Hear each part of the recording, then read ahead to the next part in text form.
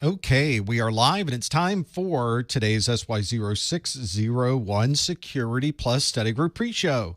This is the next 10 minutes is me making sure that things are working, that recordings are going, which they are. Stream and cameras look good. Streaming system, 3% is the number we want. That looks good. We've already done that overview, so that can go away. And there's the chat room. Hey, chat room. How's everybody doing? Thanks for being here. We're going to get started in about 10 minutes, now about 9 minutes. I've got all new Security Plus questions for you in this first hour, and then I will open up the chat for questions in the second hour, and we'll see how that goes. I'm just getting things started here. We got folks there.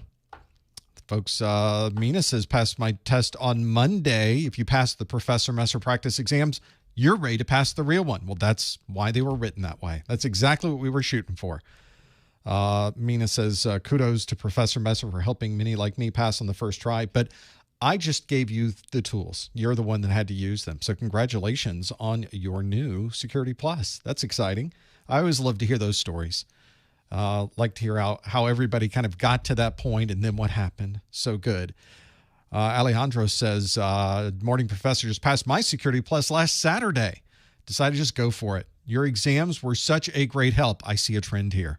So thank you. When do you do your A+ class? You can find all of our scheduling at professormesser.com/calendar. Or you can go to the events channel on our Discord. I always keep those updated as well. Because there will probably be some changes to the A+ schedule for June, I think. I won't know until tonight. But I have a feeling I will be changing things around. Let's check some of the cameras. How are we on height? How's this? I think we're okay on height. Things look good there. Look how, boy, we can switch back just as the things change there. And there's my screen and there's that screen. Yep, things look really, really good. All right. My aux display is flashing again. I think this is sort of a chronic issue. But I have plans to fix that. I have some ideas on what we're going to do. Okay, that looks good. This looks good. You know what I need is some cooling. I need some air conditioning. Adrienne says, Professor Messer, I tried some of the fudge. Yummy. And folks are probably asking right now, what do you mean some of the fudge? Well, you haven't been out to UnclePhil'sFudge.com, who is not only a great supporter of what we do here, but he's my brother. So Uncle Phil makes amazing fudge. Should we do a live read here real quick? Let me see if I can pop open a new window. UnclePhil'sFudge.com. And there he is. He has all kinds of great fudge. We'll put this up on the screen. There we are. Can't see me yet. Look at this crazy stuff he's got here. Blueberry fudge, creamsicle fudge, along with the chocolates and the dark chocolate Cuban espresso fudge. He's been adding some things. He's been holding out on me and having those. He needs to get a picture of the dark chocolate orange, which I've had. I think I've had that one before. Really good. Key lime fudge. Who knew? And then he's got, some of this is sold out. Oh my gosh, he's crushing it. He's a smart guy. So that's what that's about. Red velvet fudge. I like it. The peanut butter overload is sold out. That makes me sad. He has vegan fudge. Here's vegan cookies and cream, vegan Cuban espresso. I don't know how he does it. He just does it. I don't know what that's about, but he's got such great stuff there. I like being the tester for the new flavors, so I get to try them before that comes out. Is this an ad for fudge? Well, it turned out to be that way, isn't it? Go to UnclePhil'sFudge.com for anything you need in the fudge. It's just so good. He told me the story about why he created the vegan fudge, how he created it, and the things he had to go through to really get a high-quality, nice-tasting vegan fudge. It wasn't as simple as change one thing and you're done. It was a little more involved than that, as many things are, right? It's not as simple as doing it. If it was simple, everybody would do that. Let's get this up and running. Where's my other? Oh, I moved this. That's why. This goes back over here so I can see what's going on in the world. What else we got here? Got lots going on. And Moore says the Security Plus exam was tricky, but overall an interesting experience. I would think it would be tricky. That's the idea, right? Although I guess it could be a challenge. We got folks checking in. There's folks from Canada, Southern California. We got a lot going on there. What's the difference between fudge and cake? Now we're outside of my wheelhouse. So there's there is definitely no cake in fudge. It's sort of like instead of just the cake, how about you just get the icing? That's what the fudge is. Not quite like that, but if we're talking high level, that's what we're talking about. Hey, Professor Messer, what certs do you have? I got a lot of older certs. I need to get some of the newer ones, some of the new stuff that's out. I'm really interested in getting some of those new ones. I just get involved in doing other things, and that's the way it goes. But I probably have about 20 different industry certifications I've accumulated through the years. Maybe a couple more than that, but that's about right. No sugarless fudge at the moment. Nope. I just don't think that's going to work. I just don't think a fudge with no sugar is going to, I don't think that's going to work so much. So not at the moment. Don't think he's making anything like that. Oh, who knows? Maybe he'll show up one day with, hey, here's some new stuff. What do you think? You never know. Folks checking in from Queens, New York. That borough is here. We got Barstow, California. We got the Windy City, which I'm guessing is Chicago, but it could be. I've been in some windy cities before. That is the Windy City, though, isn't it? Professor Messer, which operating system are you using for hacking? So a lot of people say, all hackers use Kali Linux. I think they're creating their own operating systems.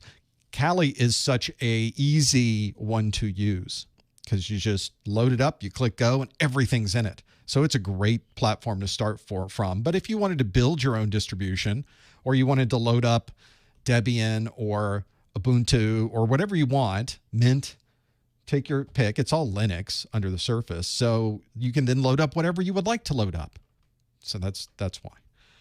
I could never run Kali's The Harvester properly. Whenever you see me doing the command line in the 601, that's all in Kali, pretty much. There's very few things that I do in other operating systems because it's so easy. You download it, you run it, it's working. And of course, they have the newest ones. They update these about every quarter, so make sure you have the latest Kali. Are we able to get credit for watching older videos? You certainly could by watching older live streams. So that's it. It's there. Hello, Hollywood, Florida. Haven't been there in a while. I used to work on Hollywood Boulevard in Broward County. Used to work right downtown, right next to the Circle on Hollywood Boulevard. What an interesting time that was. It was quite an interesting stuff. Socrative generates a report when this lecture is over. I don't think they create a report for you. I have the option for creating a report, but I don't track people's names or anything. So it's just a massive information that I just discard. I don't even look at it. I don't need a report when we're done. And this is all just working with it, trying to get things running anyway. All right, we got about a minute to go. 1 minute to get things ready. This should be ready to go. I think everything here is working. That's up. This is up. So let's move some things around. We'll put this over here so I can watch the stream health. We will move everybody's chat. Hang on, everybody, as we move you. Woo! Hope that didn't hurt too bad. We got you all moved over.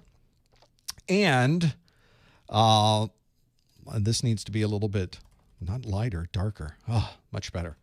So we can see this. No rain in Florida today. I think we're in good shape. And just before we get started, Julian with a $4.99 super chat. Thanks for the first super chat of the day. Julian says, hey, Professor, just want to say thank you. Passed my 601 last month. Your videos helped me so much. The practice tests were really helpful. Thank you for saying so, Julian. Congratulations for your Security Plus, that brand new Security Plus. And it's been really great to see people getting that done. And thank you so much for the super chat as well. Completely unnecessary, but very, very nice of you to do that. Okay, speaking of that, I think it is time. Let's adjust a few things up here. I'm going to switch over to get this live stream started, everybody. Here we go. Although I first need to put up my keynote or I won't know what to say because there we go. I think it's all working. Here we go, everybody. Hello, everyone. Welcome to the May 2023 Professor Messer SY0-601 Security Plus Study Group. This is the study group where I will ask you questions that come directly from the Security Plus exam objectives. And in this first hour, you can interactively answer the questions live and online, and we'll see how we do once everybody goes through all of those. I have all brand new questions, as I always do as we step through these things. So as we are going through this list, get to see the things that you know, maybe some things you don't know, and we'll talk about what's right and what's wrong with each one of those questions. If you are here live, we would love it if you were able to join us live and answer questions. All you have to do is pop open a new browser window and go to this URL right here, professormesser.com/QA. There will be a question waiting for you if you visit that URL. There's also an app you can use. It's not required because, of course, you could certainly do this in a browser. But if you'd like to use an app, there's an app available called the Socrative Student app. That's the one you want to download from your favorite app store. And when you open that app, it will ask you for a room name. The room name is Professor Messer, all one word, PROFESSORMESSER. Now, if you do all of that or one of those things, or what combination it takes to get one of those questions on the screen, you will see a question that looks like this. It asks, a credit card transaction has replaced the actual credit card number with a different number. Which of the following would best describe this data privacy technique? Would that be data minimization, tokenization, anonymization, or data masking? Which one would it be? Now, as always, we never answer the questions in the chat room. We visit this link, professormesser.com/QA, to lock in your answer. Please no answers in the chat room. Please no hints in the chat room. We're going to come back to this question in just a moment. So stick with us and we'll figure out what the answer to this one happens to be. Thank you so much for being here. We do one of these study groups every month. So if you're wondering when this next event is going to be, you can always visit our calendar, professormesser.com/calendar. We also have an events list that is in our Discord. If you are joining us on Discord, our Discord is at professormesser.com/Discord. So you got a few things that you could step through there. We've also got all of our videos are available to watch for free, every single one of them. Everything is available and online at professormesser.com/YouTube. We also have our Twitter where we have weekly Security Plus Q&A, and you've got our Instagram to look through at professormesser.com/Instagram. So as you are going through this Security Plus live stream today, keep in mind that the current version of the Security Plus exam is the SY0-601. This was an exam that was released in November of 2020, way back in the day, it seems. It seems like forever ago, doesn't it? That means that we would probably retire this version of the exam somewhere around May of 2024. So as we sit here in 2023, May of 2023, we really have about a year before this exam was to even consider going away. That's an estimate, of course. So you have plenty of time to work. It usually averages about 3 months to be able to learn everything you need to know to take the exam. So as we sit here today, you have plenty of time. That's an estimated retirement. As we get closer to that date, CompTIA will certainly provide us with more accurate information, but I think that's probably a pretty good guess. So a year is plenty to go through there. It's a single exam, 90 minutes long, a maximum of 90 questions. You have to earn a 750 on a score from 100 to 900. I know it's kind of difficult to figure out, and I think that's intentional from the folks in CompTIA. But the important part is that you need to have as your final score a 750 or better. That's what we should be shooting for. That's what we want to do. And the exam itself is a multiple choice exam mostly, but there's a handful of questions at the beginning that are performance-based questions, and we'll talk about performance-based questions in just a moment. We've, of course, got more than just videos that can help. All of our videos are available to watch for free. on our YouTube channel. There's nothing hidden behind a paywall. You don't have to register. There's nothing you have to jump through to be able to watch every single one of our videos. Some people like to have some offline versions of the videos. Maybe they'd like audio-only versions of the video content. Maybe they'd like our set of course notes or practice exams. We'll talk about those later on in the study group. And you can get all of this bundled together in our Success Bundle. You can find out more about that at professormesser.com/601SB. Also let you know that there is a video replay available of this stream immediately afterwards. You can also get a podcast audio version of this. That podcast audio version is available at professormesser.com/podcast. You can add it to your favorite podcast listening program, or if you have your favorite streaming service like Spotify or any of the online streaming services, you can search for Professor Messer on there and find all of our latest shows listed on those services as well. We've also got, if you look into the YouTube video description, one of the things you'll notice about a day afterwards, suddenly, like magic, you'll start to see timestamps appear in the video description. It's really not magic. It's my marketing manager, Lori. She's watching this. Hi, Lori. She's watching the replay and going through probably at 2x speed to figure out everything that someone might need to know to be able to do this. So I think if you are someone who's stepping through the YouTube video description tomorrow, you should start to see some of these come up. And you can go back years with our live streams to find exactly what you're looking for.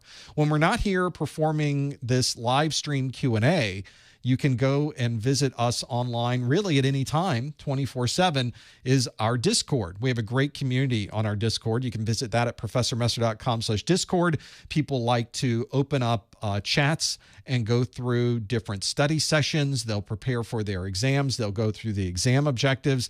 Plenty of things to go through. So hopefully that can give you some perspective of what other people are seeing. And if you have a question about a topic, there's usually somebody in one of the chats that can help you break down what that particular topic might mean. You can find out more of that at professormesser.com/Discord. So that gives you at least some options of what you can do. Also let you know that eventually you're going to need to take your exam.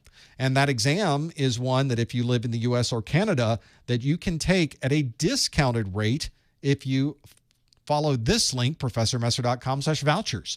That is the link that can help you find discounted vouchers. So you can certainly go out to the CompTIA website and pay full price, or you can go to professormesser.com/vouchers and get a discounted voucher if you live in the US or Canada or many of the US territories. It's the same voucher you would get on any other site, but in this particular case, there's already a discount associated with it. You don't need a discount code. You don't have to install any extensions in your browser. It's just already discounted. So that's another great advantage for those of you trying to find a voucher, or at least one that would be a bit discounted. Also let you know that if you buy a voucher on my site, then you have also additional bonus features that you get, specifically my Exam Hacks ebook, where I've taken all the tips and tricks that I've accumulated through the years for taking these industry certification exams, and I've collapsed it into one single book that can perhaps give you a few extra points as you're sitting there on your exam. You want to go to professormesser.com/vouchers to learn all about that. Well, let's talk about that question I asked earlier, which was, a credit card transaction has replaced the actual credit card number with a different number. Which of the following would best describe this data privacy technique? Would that be data minimization, tokenization, anonymization, or data masking? One of those is the best description of what we are seeing in that question. So let's find out how you answered this one. Let's have a look at the results for this. And we can see that 55% of you say it is tokenization, but 34%, just over a third of you, have said it is data masking is what is listed there. And then 9% say anonymization, 3% say data minimization. So we've got a few options there to choose from and break down. If we go with the majority, which was 55% of you that say tokenization is the right answer, then we can have a look at the answer, which is indeed tokenization. That's what we were hoping to see. That's where we take something that may be sensitive data and we replace it with a completely different placeholder. And so a good example is the one you see here where there's a social security number on the screen. And now that social security number is represented as something completely different, either across the network or on your system, maybe on your screen. This is something that's commonly used. If you pay, for example, with your mobile phone or your watch, you know that you put it up to the sensor, it beeps, but it never sends your actual credit card number across the network. It sends a one-time use credit card number that is a token. So if somebody was to somehow capture your credit card, either in the point of sale terminal, maybe they capture the credit card number as it's going across the network. There's a lot of ways to gather those details. But this way, if they do capture that information, they have the token instead of the actual number. And if they try to use that token, it's already been used. They will not be able to use that token because it's a one-use token. And of course, your phone keeps up with this and registers those things. I have a whole description and a graphic showing how this works. So you don't have to encrypt anything. You don't have to hash anything. You simply send a token, a representation of the actual number across the network, and it's even more protected. So I always tell people when I'm checking out and I ask, do you have Apple Pay? And they say, no, we don't have Apple Pay yet. And I say, well, that's a shame because it's so much more secure. And then they start to ask, well, why is Apple Pay more secure? And then I get to tell them a story about tokenization. And then the people behind me in line get irritated, and then it just becomes a problem. So I guess you have to pick and choose those battles, don't you?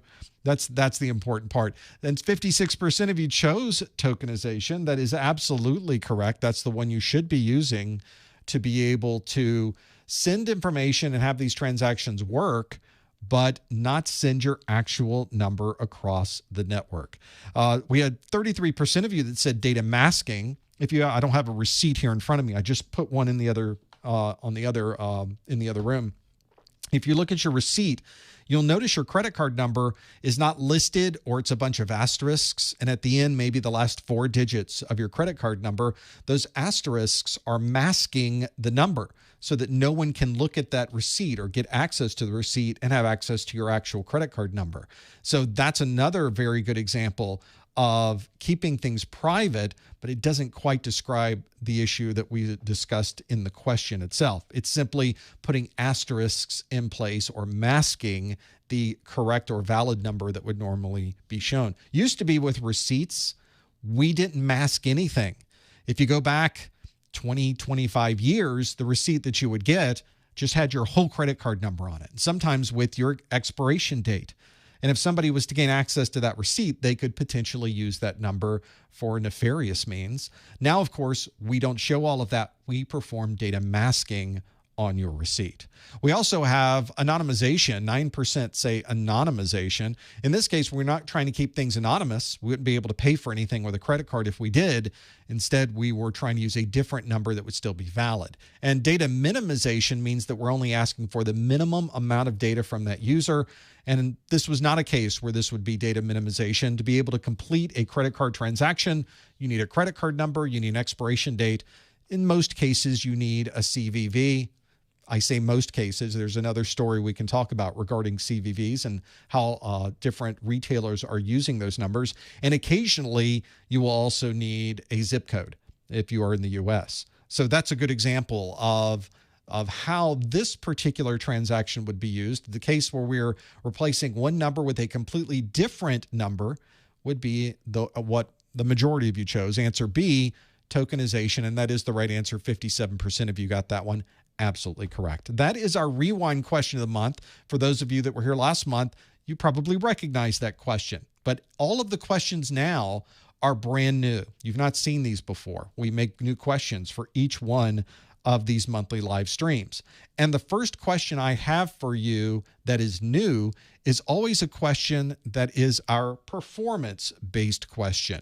Performance-based questions are questions that are not multiple choice. They could be fill in the blank. They could be matching. They could be putting things in a particular order. They might be drag and drop. There are a lot of different questions that or different ways to ask questions that you need to be prepared for. But what's important to remember is that they're not asking you for information you don't know. everything that's in these performance-based questions are topics that come directly from the exam objectives. They're just asking you the question in a different way. So that's the idea, is that we would work through these performance-based questions that probably will take a little bit more time on your exam, but they're not asking you anything that's too far off the mark. Let's go through. I have for you a brand new performance-based question of the month. This month's question is a matching question. I have for you 4 different descriptions, and I have 7 different attack types. And I want you to match the attack type with the description. Now, notice we only have 4 descriptions, so you're only going to use 4 of these. There will be 3 left over at the end. So you could perhaps get all of them correct. You could get some of them correct, or you could get none of them correct. We're going to find out how we do as we step through this. Let me fix this over on your side so you're able to plug these in. Let's step through each one of the descriptions, and then I'll give you a breakdown of what the different attacks might be. The descriptions are, the first one is, a technician from the WAN provider has arrived without a trouble ticket. The second is, malware installed in a boot sector loads with the operating system. The third is, a large amount of network traffic has disabled a web service. And the last one is, a secure connection has been downgraded to an insecure protocol. Now, those descriptions, just saying them out loud, you may have already got a list or a subset of attacks that could be used for this, but let me step you through the 7 that I would like you to match. They are logic bomb, buffer overflow, on-path attack, impersonation, SSL stripping, DDoS, and rootkit. Those are the 7 different descriptions. I want you to take 4 of those and match them to the 4 descriptions of the attacks themselves. Again, the technician from the WAN provider has arrived without a trouble ticket. Malware installed in a boot sector loads with the operating system. A large amount of network traffic has disabled a web service, and a secure connection has been downgraded to an insecure protocol. Now, if you think you know the answer, please don't answer in the chat room. You instead want to go to this link, professormesser.com/QA, to lock in your answer. That is the link we will use to lock everything in. While we're doing that, I want to scroll back up and thank Trick in the chat room with the $20 super chat. Thank you. Very generous super chat.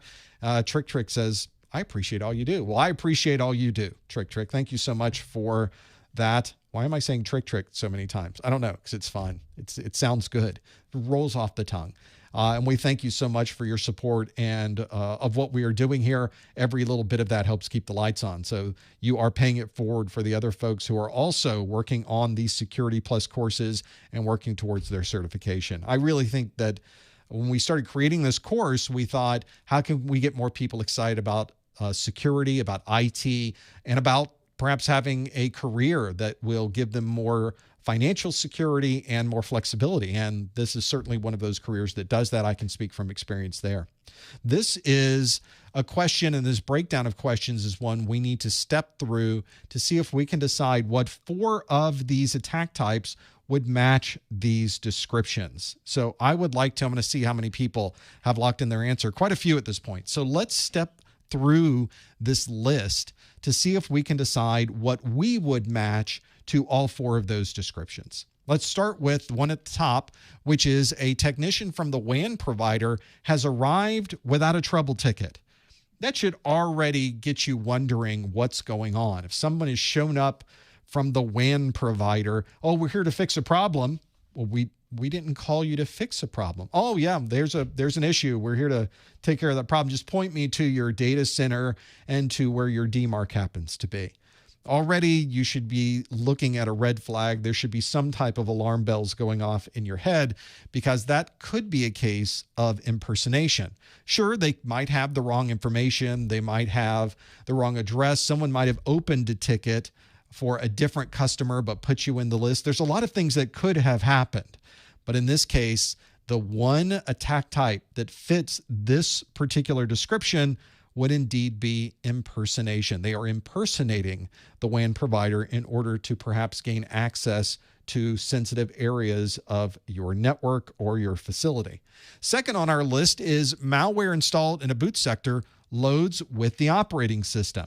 Anytime you have malware in a boot sector, you should already be thinking that that's some really bad malware, because it's not somewhere that you would normally find it in the operating system. In many ways, it's hiding from you, and it's already automatically loading itself every time you start the system, because your boot sector loads every time you start the system. That means that we can put this clearly in the category of a rootkit. That is what we would find. Now, thankfully, the number of rootkits that are practical have decreased dramatically in recent years, primarily due to the security features that we have built into our UE5 BIOS. That secure boot is a perfect example of how we can stop rootkits before they infect our systems, and the secure boot is a great use of that. Now, is that a perfect answer? It is not. If you start to look at some of the most recent, I think it was even this month's Patch Tuesday from Microsoft mentioned a patch for Windows that was someone used to work, I think it was Microsoft's, that worked around the UE5 BIOS to inject their own software. So there are ways and vulnerabilities that attackers are finding, because it's a race. We are constantly trying to one-up each other. Oh, you're loading some rootkit in the boot sector? We're going to give you this secure boot that would require a digital signature. Oh, okay. Well, the attackers are now going to find a way around the secure boot, and then we're going to find a way to counteract that. It's a very common process. This is what happens in the world of IT security. Completely normal, and something you should always be aware of. Next on our list, a large amount of network traffic has disabled a web service.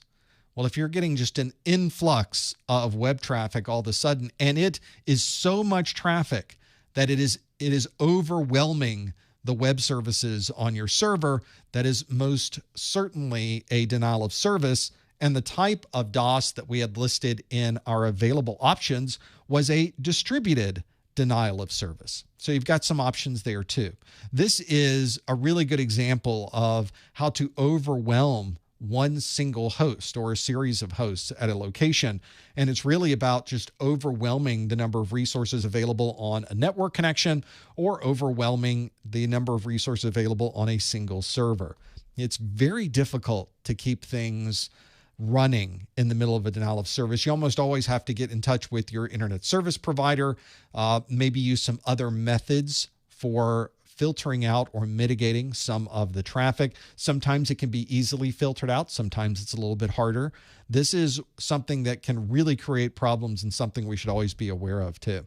Next on our list is the last description, which is a secure connection has been downgraded to an insecure protocol.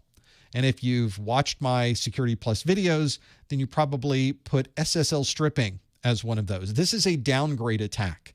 This is a type of attack that knows that your system is set up to use very strong security, but if you ask the system, hey, instead of using strong security, could you use really weak security? And a misconfigured system would say, oh, okay, you can't do the difficult security. I'll downgrade into the less secure security system. So the less secure security for web servers would take advantage of vulnerabilities in older versions of SSL.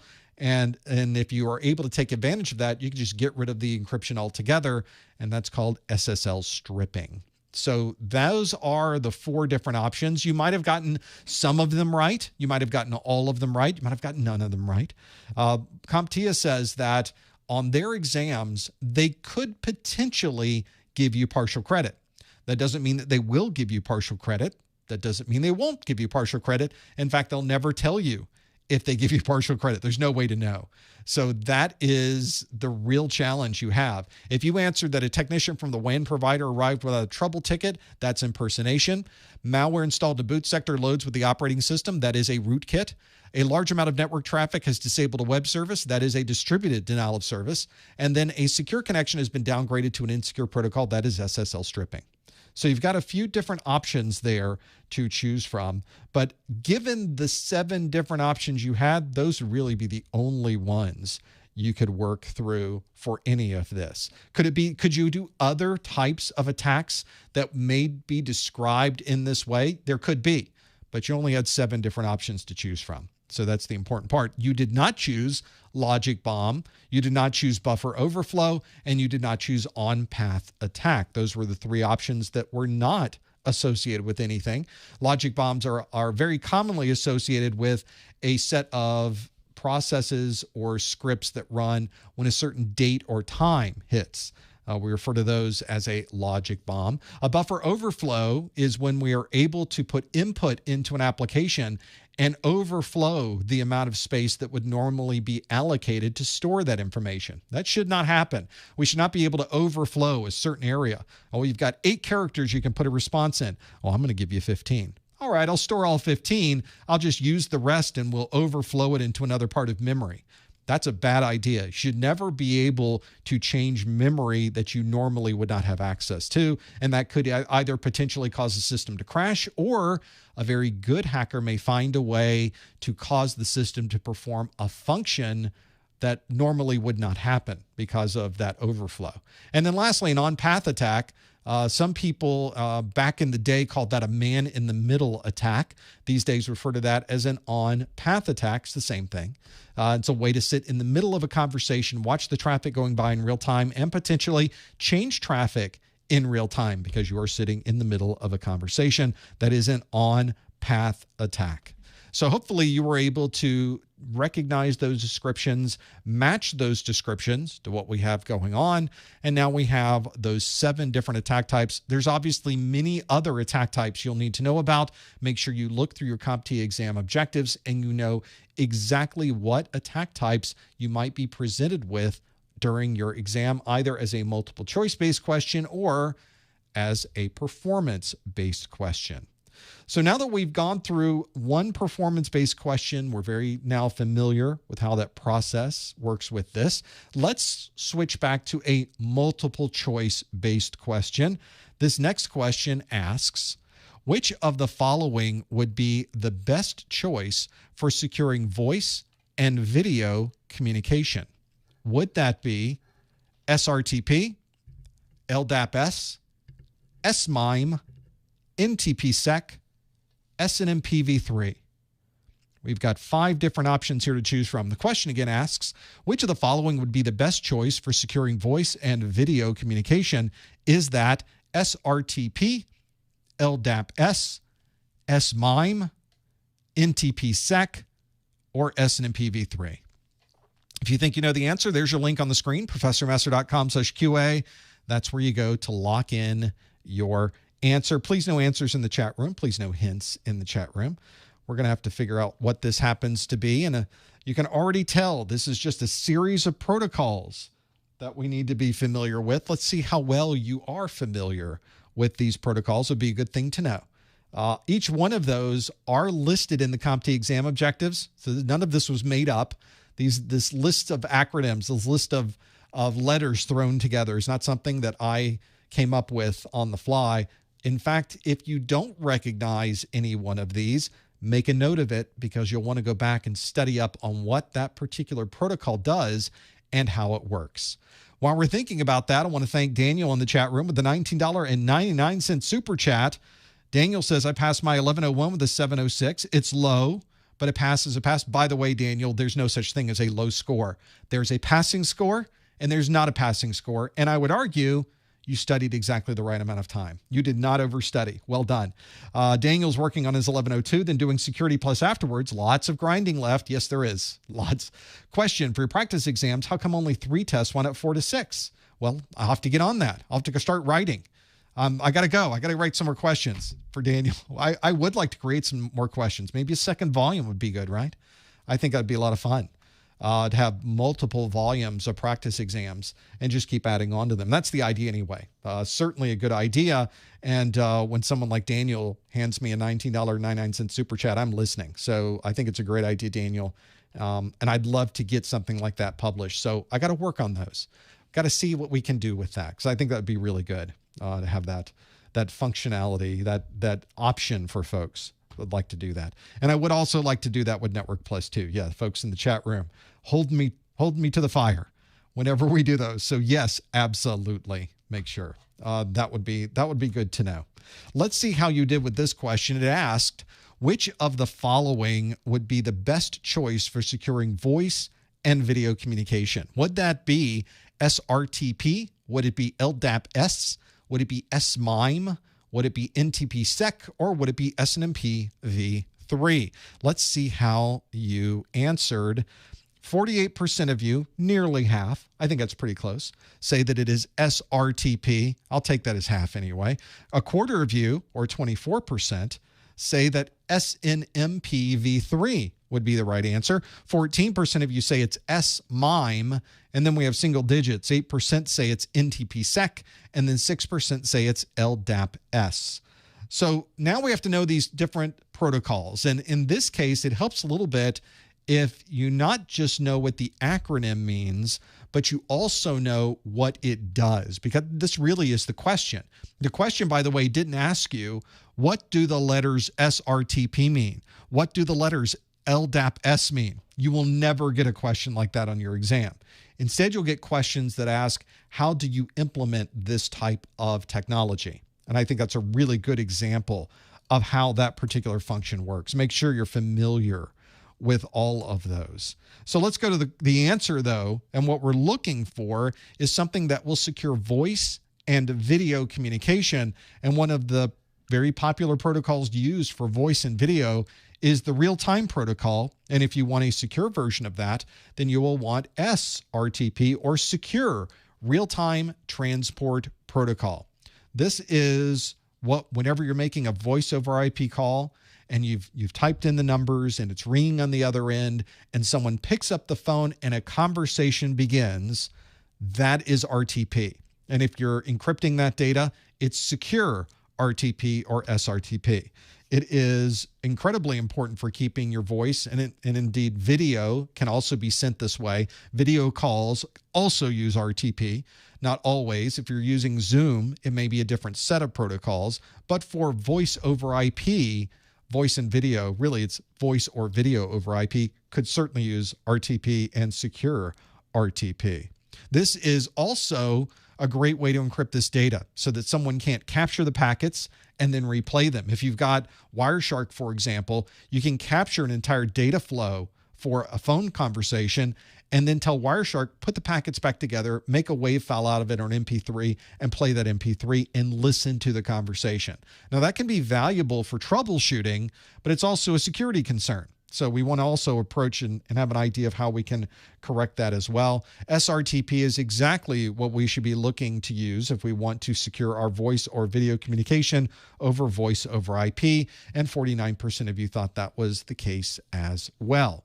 Now, there were other options that were chosen here. Nearly a quarter of you said SNMP version 3 would be a good choice for securing voice and video communication. SNMP is the Simple Network Management Protocol. Version 3 of that protocol is one that supports encryption and security for SNMP conversations. But the Simple Network Management Protocol does not transfer voice traffic. It does not transfer video traffic. It is used almost exclusively for administrative purposes, to monitor systems, check on their uptime and availability, check on statistics about how well that device is running, how's its CPU looking, how's its memory usage, how much network traffic is going through a device. It is very useful for monitoring servers, monitoring infrastructure equipment, and other devices, almost exclusively used by the IT department for that. But it is not used to transfer any voice or video data, so SNMP v3 would not be a good choice. SMIME, Secure MIME, the way that we commonly use SMIME is in our emails. So if you're emailing someone, we would normally transfer that email using the MIME protocol. There's a secure version of that that allows us to do digital signatures and encryption. We refer to that as Secure MIME or SMIME. And then 8% of you said NTP-SEC. That's the Network Time Protocol, a secure version of the Network Time Protocol.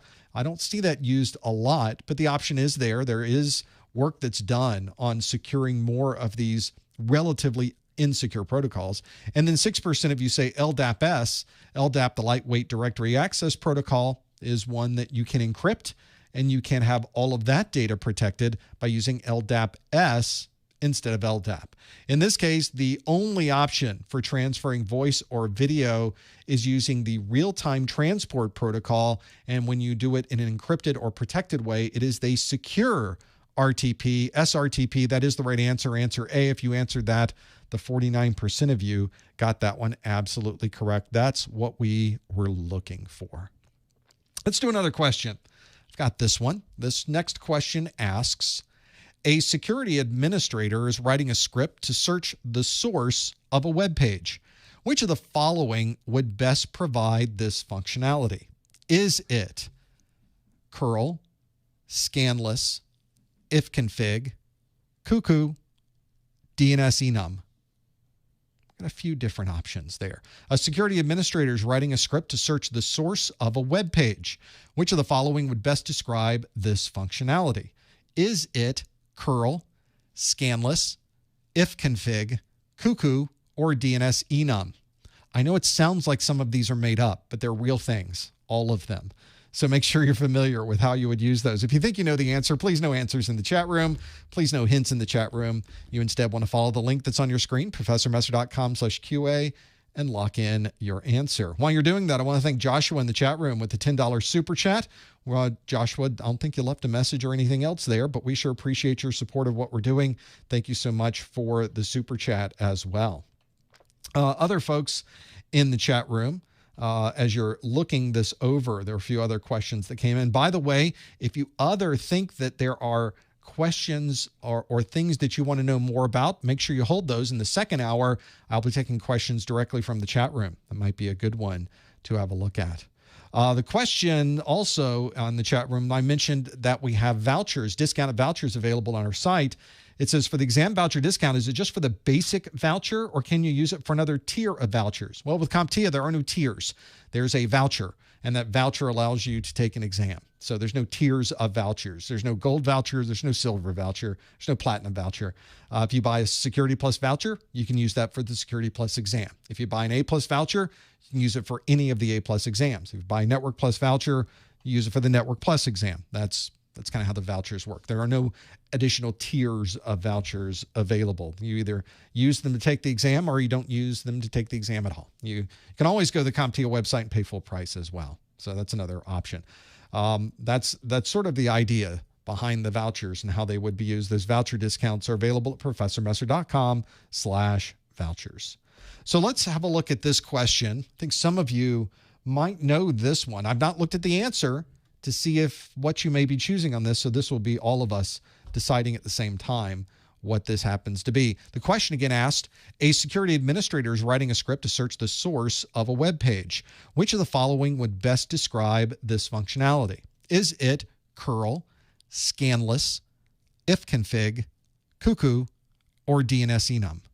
Let's see how you answered it. Get rid of our graphic there. We'll click show results. And again, 50% of you, nearly half, well now it is 50%, say it's curl, the first answer on the list. But a quarter of you, it's almost the same as the last question, is it? 27% said DNS enum, 12% say ifconfig, and then single digits, a tie for fourth place between scanless at 5% and cuckoo at 5%. All real things, by the way. Those are all real utilities. We'll talk about each one of those in just a moment. But let's go with the 51%. If we have to go with an answer, the 51% of you that typed an answer in, that would be the one we were looking for, curl. But is that really the one we were looking for? Well, let's have a look. Indeed, the client URL, or curl, is what we were looking for. It allows you to be at a command line on our systems, like a command line in Linux. There's also a curl version available that you can download for Windows, and allows you to request a URL and show that URL on the screen, show all of the HTML, everything that would be sent across. Obviously, it's not going to look like an actual web page. You will instead get the text or the underlying markup language that is sent to your browser. So it's all a bunch of text. You can see all of the text that comes through on this one when I did a curl of www.professormesser.com. This is the first part of what's being sent down that line.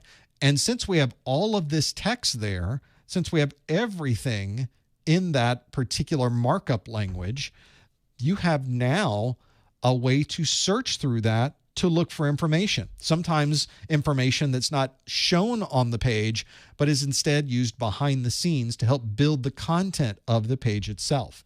Extremely useful to break that down. And it's one that helps you automate a number of functions. So you could pull a web page, search through the text of that page for information, and then if you find a certain type of text, you can then continue the process of that particular script running. So great to automate, great to look through what makes up a particular web page. It's one that is a valuable utility. You will find yourself using it for many things. Indeed, it is curl. That's what we were looking for, and 52% of you answered A, curl. That is the right answer. Now, a quarter of you, or about 26% of you, said DNS enum is what you would use. It's really two different words. It's DNS and enumeration. This means that we'll go to a DNS server, we'll ask for information, and we'll start going through that server to find different pieces or different details that might be stored in that DNS server. Great for doing research on what someone might have configured as part of their DNS, but it doesn't help to find any information that might be stored in a web page. We aren't even pulling web page information. We're simply querying a DNS server to make that happen. So DNS enum could not be used to search the source of a web page. It could be used to identify IP addresses or names of servers, but not what's on those particular servers themselves. We also have 12% that said ifconfig. That's interface configuration. If you're in Linux or Mac OS or similar operating systems, you can use ifconfig to list out the IP address, subnet mask, default gateway, and other information that might be associated with that network interface. But ifconfig doesn't tell you anything about what's inside of a web page on a web server. We've also got 5% that said scanless. Scanless is a port scanning proxy. So instead of you directly scanning a device, which can easily be tracked back to your IP address, you send that request to a scanless server, which then performs the scan for you. So in the logs of the person that got scanned, they would see the scanless server and have no idea that you were the one who was actually performing that scan. That doesn't search the source of a web page. That wouldn't be the answer to our question either. And then lastly, Cuckoo is a way to create a sandbox environment that you can then run different executables to see what they might do. It's a great way to test to see if an executable might have some type of malware inside of it, or maybe it performs some functions that we're not comfortable with. Maybe it accesses other services or sends data to a third party, and you would be able to find that in a sandbox before installing it on a live system. It's a great way to tell what might be going on underneath the surface. Cuckoo is one of many ways that you could accomplish that. It's really designed to perform that test and give you information about what that particular executable did when it ran in the sandbox. Absolutely what we should be looking for. In this case, we were trying to find information that was in the source of a web page. Really, the only way to do this would be with curl. 52% of you answered A. That is the right answer. That's exactly what we were looking for. Well, for those of you that have looked at the SY0-601 exam, you know it is an enormous exam. 177 videos, over 21 hours of information. It is the largest Security+ exam that's ever been created by CompTIA. It's a lot of information. So I recognize already not everybody has time to look through 177 videos. Even if you did, there may be information in those 177 videos that you just don't recognize offhand. Because of that, I think it's important for people to be able to get a summary of everything that's in those videos and have it all in one place. And I have created for you a set of course notes that does that. This is my PDF version of the course notes. So we step through every single video, all of the text from those videos, all of the important graphics, all of the tables, all of the charts, everything that's important from those videos is inside of these course notes. It's a way to summarize everything. So if you're trying to write everything down and you're noticing there's a ton of information in this course, you may be writing for a very long time. You could instead go to my course notes and either get a digital version, which was the PDF that you just saw. There's also a physical version of the course notes available. It's exactly the same as the digital version, but it is one that is available in printed form, and I will ship it to you. If you get the physical edition, I will also give you access to the digital edition for free. So it's a 2-for-1 kind of scenario. That is my set of course notes. It's something that might help you as you're studying. It doesn't replace your book. It doesn't replace watching the videos. I've had people send me notes saying, oh, so I don't have to do anything now but read the notes. No, that's not the case. Just like you taking a course, you wouldn't just take someone's notes from the course and now you know everything you need to know. There's a little more work that you're going to need to do. There are no shortcuts for the Security Plus exam, but there are ways that you could shorten the time it takes to learn everything. And certainly the course notes can help you with that. If you want more information about those, go to professormesser.com/601cn. You can find the course notes for purchase there. There's also bundles there that might save you some money. If you want to get our practice exams, I'll talk more about those later on. But it's another way to help support what we do here and another way to help you as you're trying to finalize and get that Security Plus certification. These are all up to date with all of the latest topics from the SY0-601 exam. Go to professormesser.com/601cn. Okay, let's do another question. I've got another one for you. This next question on our list asks this. There's the question. Which of the following would describe a compensating security control? Would it be an IPS, a door lock, a motion detector, a warning sign, or a power generator? Which of the following would describe a compensating security control? An IPS, a door lock, a motion detector, a warning sign, a power generator. If you think you know the answer, go to professormesser.com/QA and lock in your answer. Please no answers in the chat room. Please no hints in the chat room.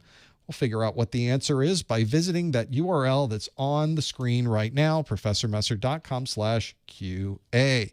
And you will find out what that answer happens to be. See if you know what this control type is. I see a number of people always have a challenge when breaking through and trying to figure out details of these. I think whenever I work through these questions, it's very, very helpful to know more about what options might be available in the exam itself. So work through that and see if you can decide which one of these would best describe a compensating security control. If you think you know the answer, follow the link on your screen, professormesser.com/QA, and lock in your answer. There it is right there. That's where you want to go to lock it in to see. I think a lot of people think they know what this one is, but do they? We'll find out here in just a moment. Let's see how you did with this question. The question asks, which of the following would describe a compensating security control? So we'll have to figure out what that happens to be. Some of you are even saying in the chat room, I don't know what is that I don't know what a compensating security control is. So we'll break down what that is in just a moment. So what is the answer? IPS, door lock, motion detector, warning sign, or power generator? It's got to be one of those, right? Let's see what you chose that you think is the right answer. Let's show the results. We don't know. We are all over the place with this one. I was not ready for these answers. 37% of you say it's power generator. 22% of you say IPS. 12% say door lock. 15% say motion detector. And 15% say warning sign. So here's our challenge now, is figuring out different control types. And perhaps to make it even more complicated, of course, is that different components could fit into multiple control types. So again, that's your challenge here. Let's talk about a compensating control type and what it happens to be. Compensating is the real key here. To compensate for an issue means that we're not necessarily stopping the attack from occurring. We're compensating for the attack. So the attack may occur. The attack may be happening or have already happened. So that doesn't help us. And it also means that we're going to have to restore or get back up and running using some other method. So the attacker took out a server. How are we going to get back up and running again? The attacker took out a resource. How can now we work through that particular problem? So that's another challenge we have, and a compensating security type is one that resolves that for us. So we could be doing a reimaging or restoration. So we think a machine might have been breached, someone might have gotten into that device. Then we could certainly go through and just delete everything on that machine and reimage it. And now we're back up and running. So a reimaging would certainly be a compensating control type. We also have restoring from backup. There's a similar thing. We got a hot site. If somebody takes out our site, something happens to our primary location, we could flip the switch and everybody goes over to the hot site. And then, of course, if maybe we lose power at our primary location, then we need to get back up and running. And that, of course, is a security concern. A compensating control type would be something like a backup power system that would suddenly spin up and allow us now to get back up and running again. So if we look at the list of different options we had available, we had IPS, door lock, motion detector, warning sign, and power generator. Of those 5 options, the only one that tells us what can we do after the system has been affected, well, the only one that makes sense in that particular scenario to compensate for a power outage would be to have a power generator. And that way, even if we lose power, if somebody comes up to our building and cuts the power, if somebody manages to bring down a power source that's near where we happen to be. This is something that happened very recently in North Carolina when I guess we could call them terrorists, went to different sites and took out the power systems in an area that affected a large number of people in a geography. This could have been your data center. And if that happens, how do we compensate for that? How do we compensate for someone being malicious towards our power systems?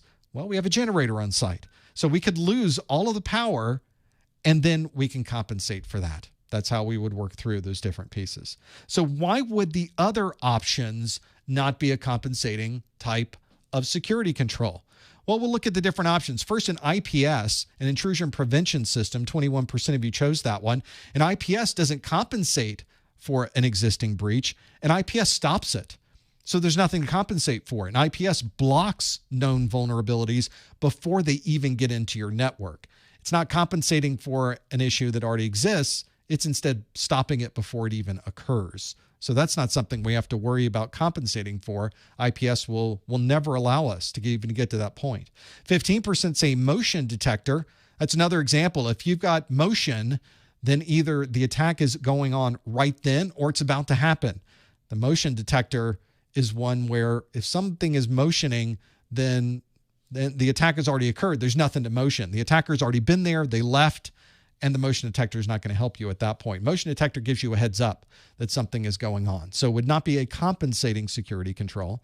Warning signs, well, does anybody even read warning signs? Does that help you after the fact? Oh, we had a breach. Somebody got into our systems and stole all of our data.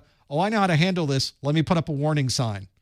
That will fix everything. No, it's too late at that point. That is definitely not a compensation for using that. A door lock, similar scenario. A door lock stops somebody from getting in. They don't stop it once the attack has already occurred. It doesn't compensate for anything. So that is a good example of where if you ever get into the details of trying to break some of these things down, these different types of security controls can exist in multiple control types, but only one of them in this list could be qualified as a compensating control type. And that is one that is the last on our list, the power generator. Answer E, that's what we were looking for, and 38% of you got that one absolutely correct. So if you are watching this video for continuing education unit credit, which means you already have your Security Plus or a similar certification, and you're collecting CEUs to be able to renew those certifications, I would love to send you an email that certifies that you are here for a 1-hour webinar category CEU. The way that you can earn that email is you go to the top or the bottom of the Professor Messer website.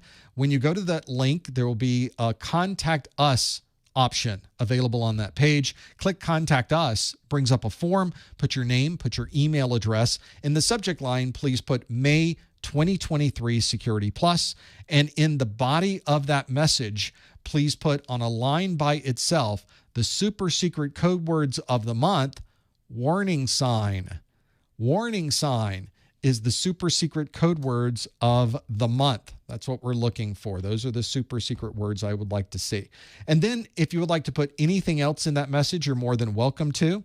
That is exactly where you can go to make that happen. I think that if somebody is trying to earn these CEUs, that this is a very good way to collect at least 10 of them towards renewal. Unfortunately, you have to have other categories of CEUs along with the webinar category to renew everything. So that's a really good example of why that is so helpful and so important to be used in these. So make sure you're familiar with that process. Again, go to the top or the bottom of the Professor Messer website, click Contact Us.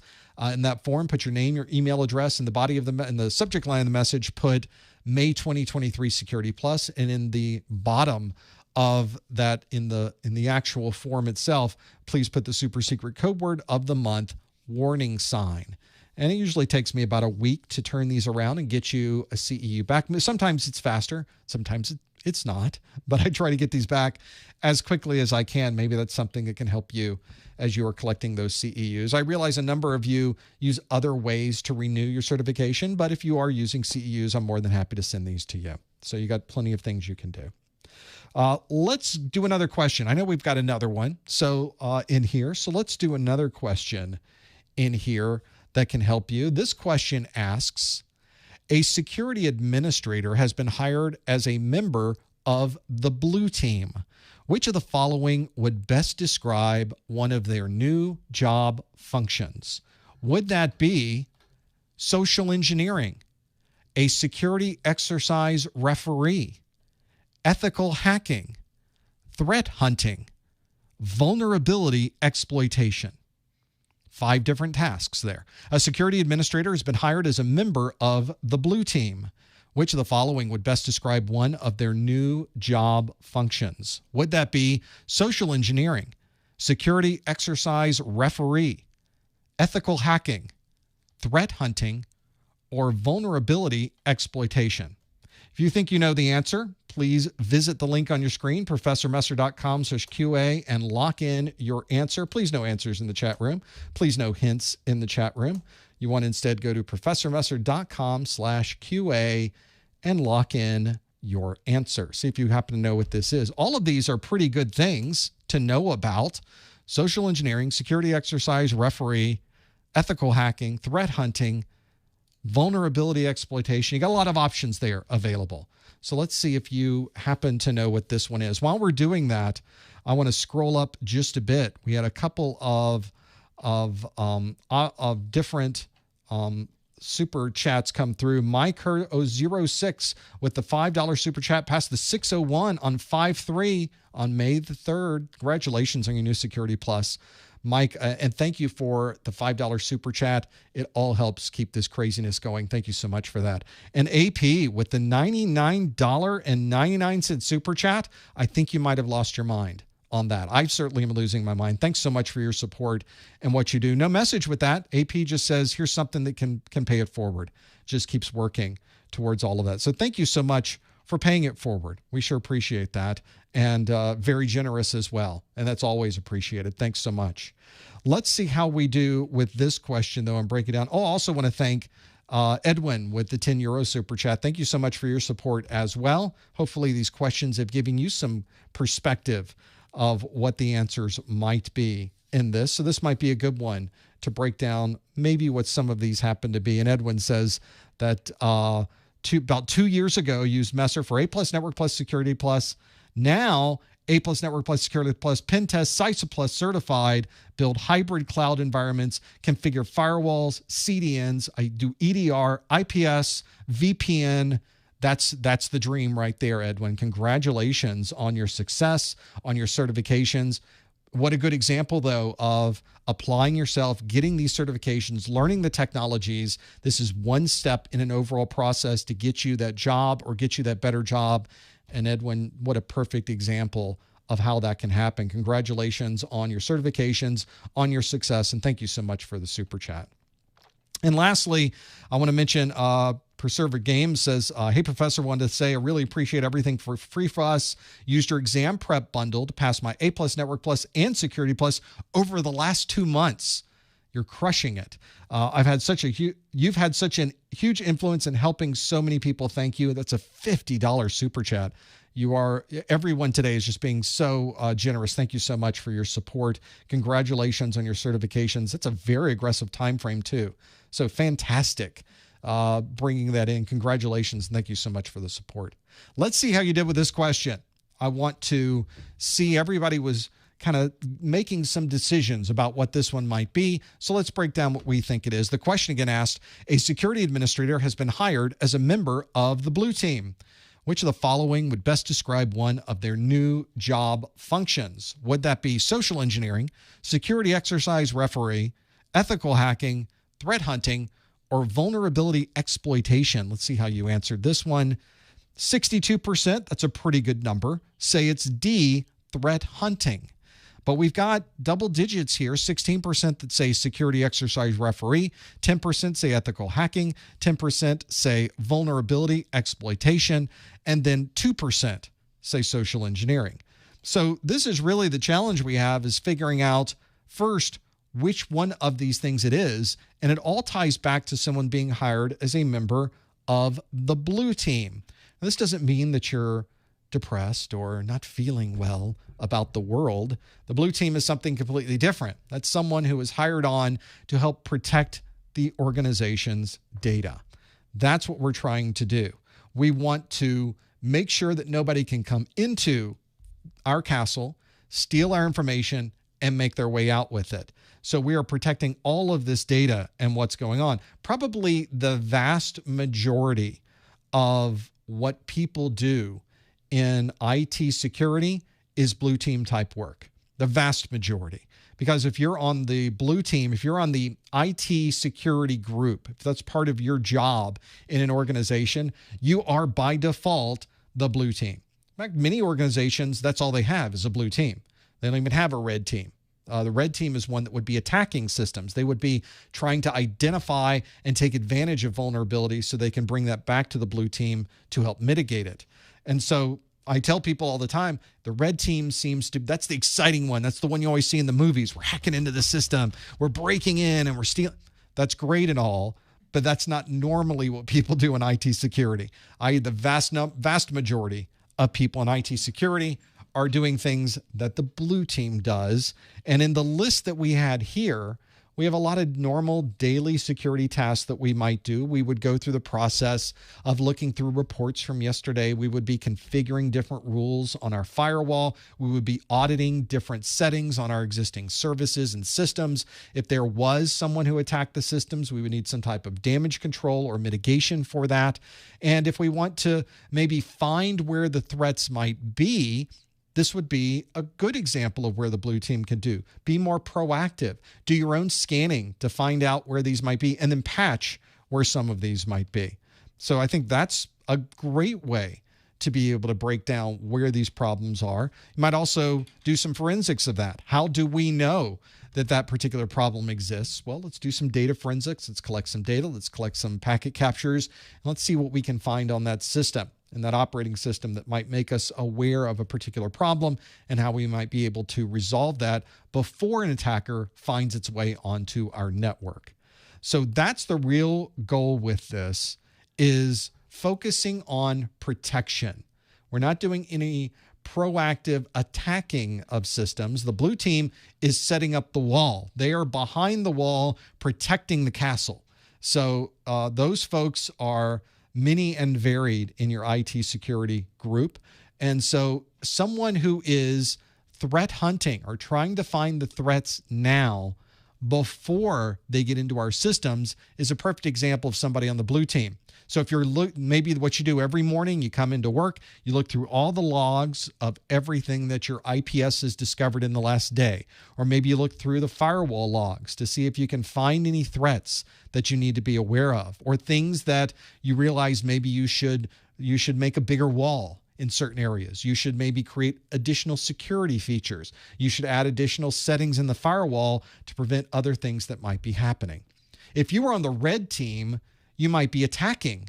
You might be immediately starting the process of going to the network and trying to break into systems. That would definitely be a red team scenario. So things like social engineering, that's certainly red team, where you're trying to get information from people. That's a red team function. Being able to do ethical hacking, that's certainly red team. You're literally hacking into a system, actively performing an exploit, trying to gain access to those systems. That's absolutely something you would find on the red team. And then exploiting a vulnerability that's found, that's certainly red team. So those are perfect examples of what the red team might do. Now, if you have a function going on, you have a test where the blue team and the red team are working together to be able to identify where problems might be and then verify that those vulnerabilities exist, that would be more of a purple team, red and blue together, for example. And if you have management that is overseeing what the red team and blue team are doing, especially in the middle of a security exercise, that would be more of the white team. So security exercise referee doesn't fit the blue team at all. The only one of these that has really a blue team flavor to it is answer D, threat hunting. That is absolutely a blue team function. 62% of you also think that is blue team. You're absolutely correct. That is the right answer, and that's the one we were hoping to find as we step through the rest of what's here. Now, I realize we're past the top of the hour, but I want to fit in one more question before we get into the details of this. So I have one more thing that I would like to go through. So let's bring up a question. This is a question that is, I tell you, all the questions that we do, except for the very first one, are questions I write just for this study group. But the last question I want to give you today is also one that I have not written for the study group, but instead comes directly from my practice exams book so that you can get a flavor of what the practice exams might be. Here is our question. Again, no answers in the chat room, please. No hints in the chat room. The question asks, a company would like to protect the data stored on laptops used in the field. Which of the following would be the best choice for this requirement? Is that Mac, SED, CASB, SOAR? Those are your four options. Those were four actual options. A company would like to protect the data stored on laptops used in the field. Which of the following would be the best choice for this requirement? Is it Mac, SED, CASB, SOAR? Got four options. Now, there is a page that has all of the answers on it. You could simply go to page 33. This is page 12. That's in my book. You could flip forward to page 33, and if you had the physical book, you would flip forward. Just go to page 33, and there'd be a list of the answers there. There's also page 66. You go all the way to page 66 for a detailed set of answers. But since we're using the PDF version, I can simply click where it says the details, and it takes me to all the way to page 66 just by clicking that. So you don't have to flip through to be able to go through the details of that. Instead, bring that back up, we have the question, and then you can see the answers written here, SED or SED. And that stands for, of course, self-encrypting drive. It allows you to protect data. It gives you an example of why that is the right answer. Now, when I take these questions, I always get them wrong. But what I found online is not a lot of the online questions will tell you why a wrong answer is wrong. They're really good at telling you why the right answer is right. But if you get it right, you don't really need to know why the right answer is right. When you get it wrong, you really, really need to know why the answer is wrong.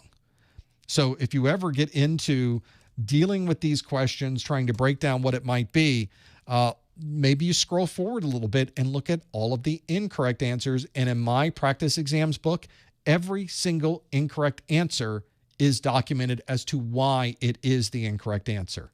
Now, I'll also tell you that in this particular case, that even if you got the question right, I always tell people, make sure you read through the wrong answers as well, because everything in the book, I would say 99.999% of everything in the book come from exam objectives that are listed from CompTIA. So these are still topics we need to know. We still need to know what a MAC is and a CASB and a SOAR. We need to know what those are. And indeed, I explain those in the incorrect answer section. And then if you read the question, you still don't even know what we're talking about, I give you a link here to the video, Objective 3.2 Application Hardening, that describes where this question came from. So you can watch the video, go through the link, and break all of those things out. So hopefully that can help you as well. That comes from my book that is my practice exams book. The practice exams are really designed to give you what I feel are the best representation of what a CompTIA exam question would feel like. It's not necessarily and is not an actual question from the exam. I wrote all of these questions, but I wrote them to have the same style and the same feel as CompTIA's questions. So in our example, I'm going to hit the back button in my browser, go back to where we started, and I can just keep going to the next question that's on my list. There are 3 90-question exams in this book. It is a big book.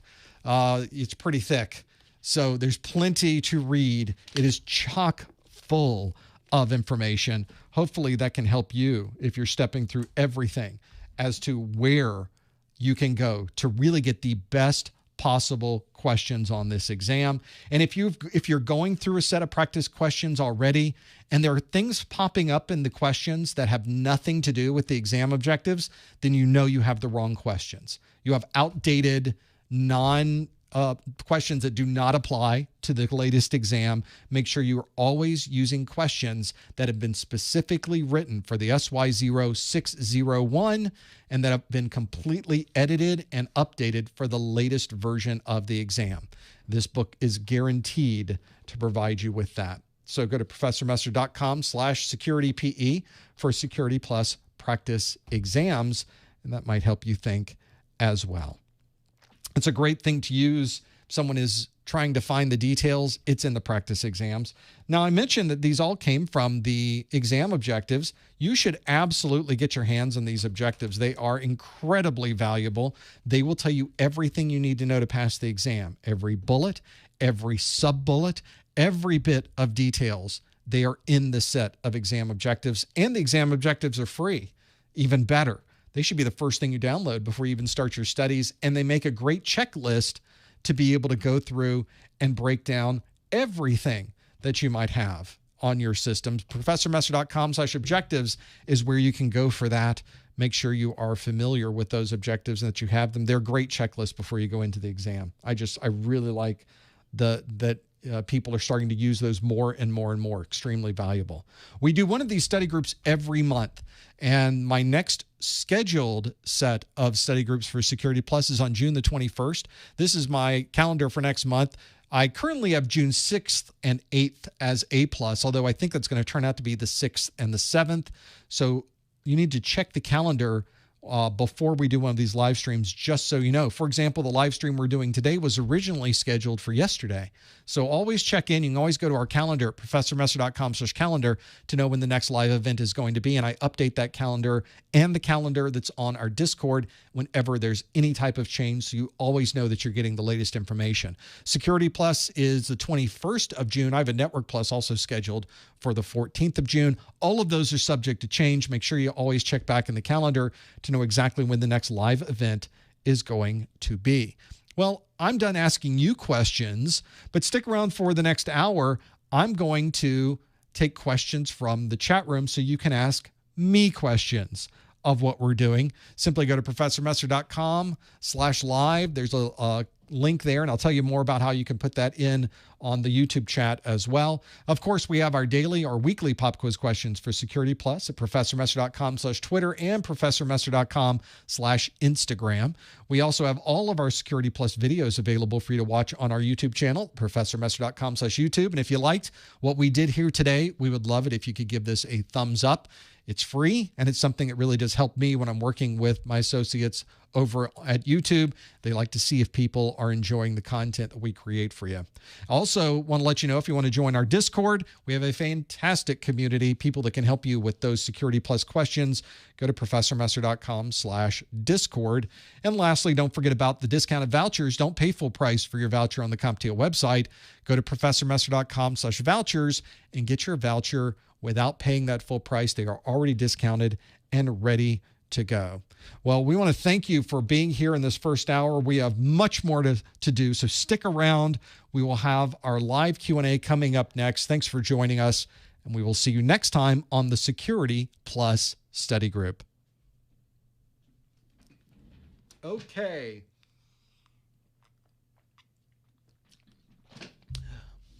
On Discord, I do not pick the times to study. It is really up to you to study on Discord. People just show up. I have a button on my Discord that you can click a room, and it creates a room just for you. So you get to create your own room where you are the administrator. You can assign and allow whoever you want in the room. You can lock the room down. You can boot people from the room. You can make the room completely open and available. You can have video streaming. You can do audio streaming. It's a great way to go through the objectives, see if you really know the information you need. And people are there all the time studying A+, Network+, Security+. I think there were probably 40 or 50 people on last night. Everybody's in different rooms. They're all learning different certifications. It's just a great place to talk with other people who are trying to learn exactly the same things that you are doing. So I would recommend having a look at that as well. It's a great resource. So one of the things that I do in the second hour is I want for you to ask me questions. So I've already asked you questions for an hour. So this is an opportunity for you to also ask questions, but I'm going to set up my YouTube chat here with the question part of it. So we'll break that down. Before we do, there was a couple of super chats that came through that I just did not have a chance to mention, and I wanted to do that. The last one that came through was from Daniel Johnson with the $9.99 super chat, who says, "Thank you, Professor. I'll be taking the Security+ exam within the next 3 weeks. So congratulations on getting ready to take that exam." The Security+, it's a big certification to get through. So absolutely, good luck with your Security+. And if you're doing it the next 3 weeks, now's the time to finish up your studies, get to those exam objectives, use that as a checklist. That's going to help you a lot when you get into the exam itself. I'm going to use a feature that is in YouTube. It's going to pop up for you in just a moment that allows you to put your click here for your click here to add a question. And it's going to put a link on your screen that you can use for this. I think it will. I've got to make my screen a little bit smaller. Here we go. I think I can. We're going to start our Q&A. There it is.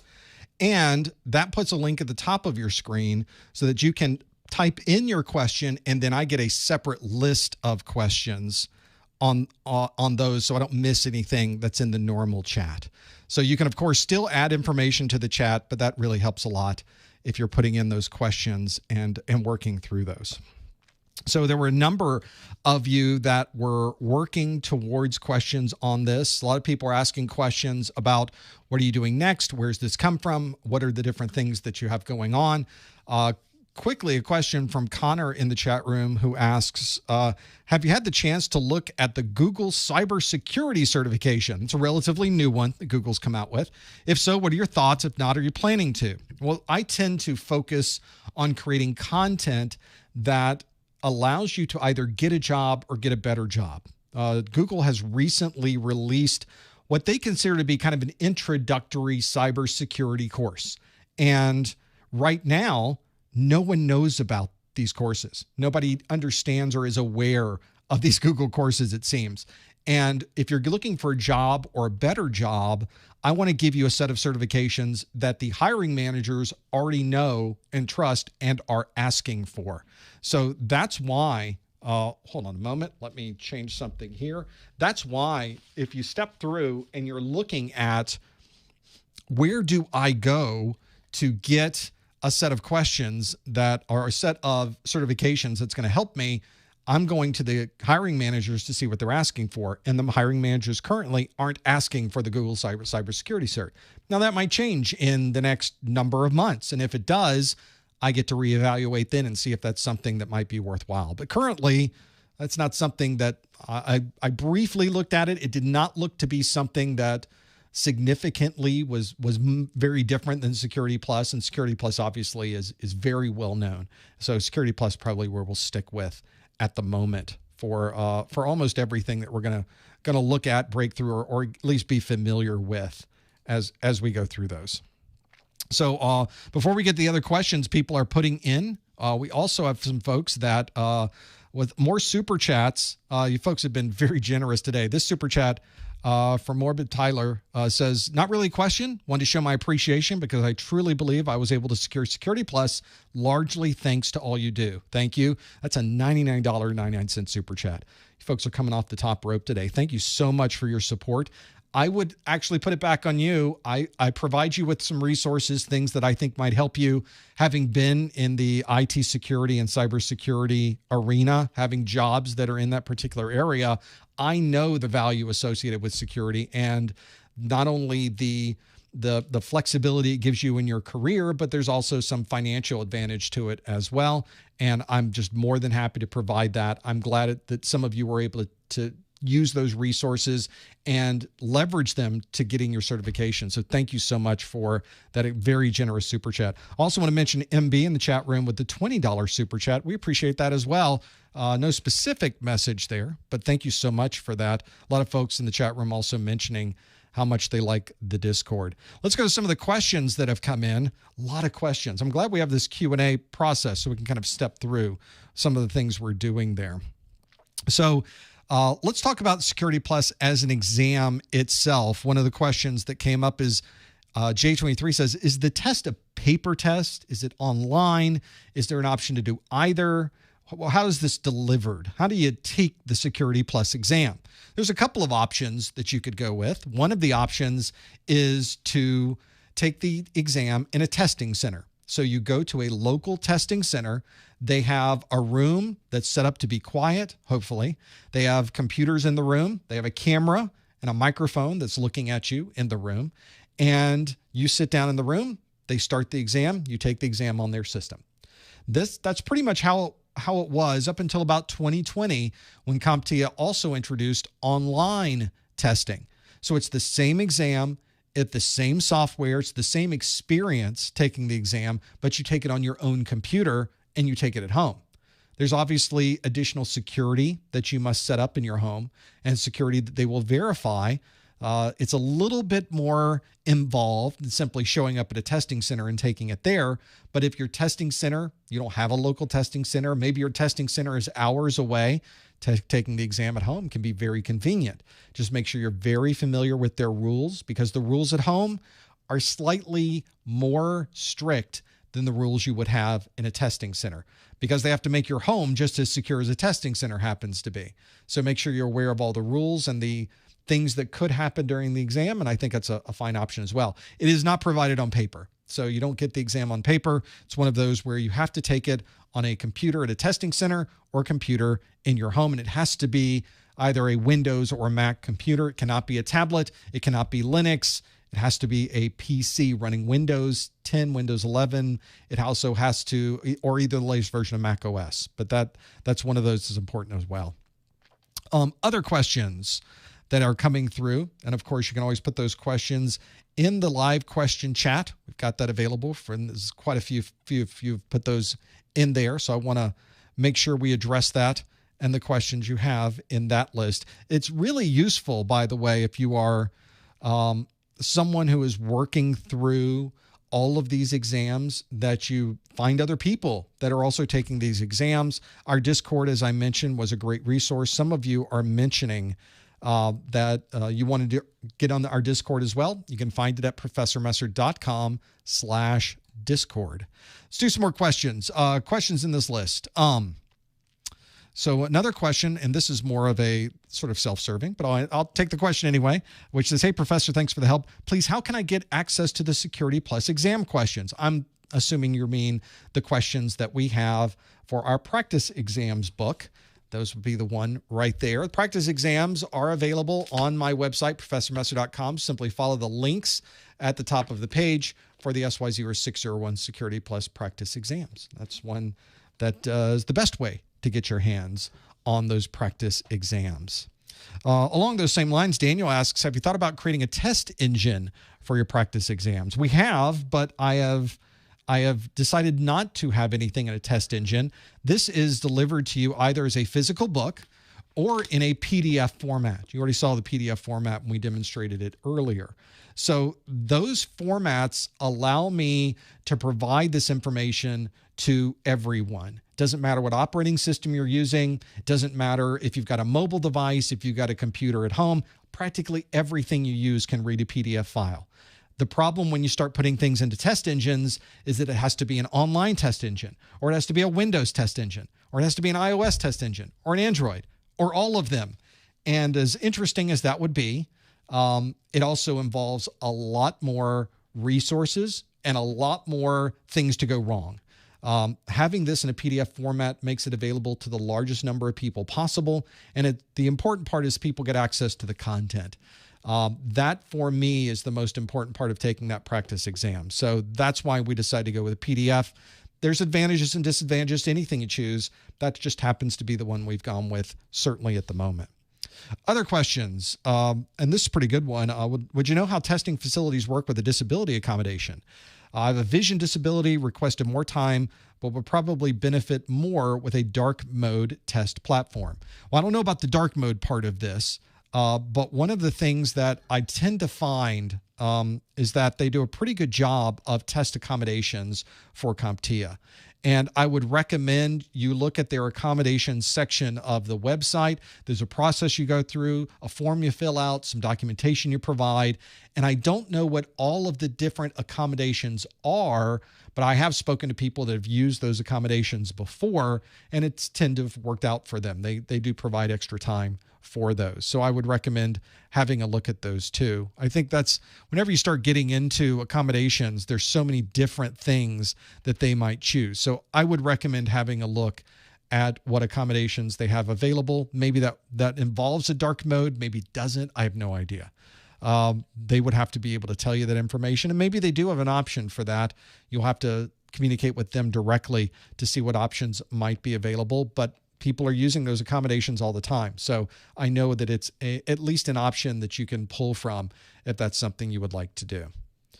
Let's go through some more questions we have. We'll keep going through our list that happens to be there.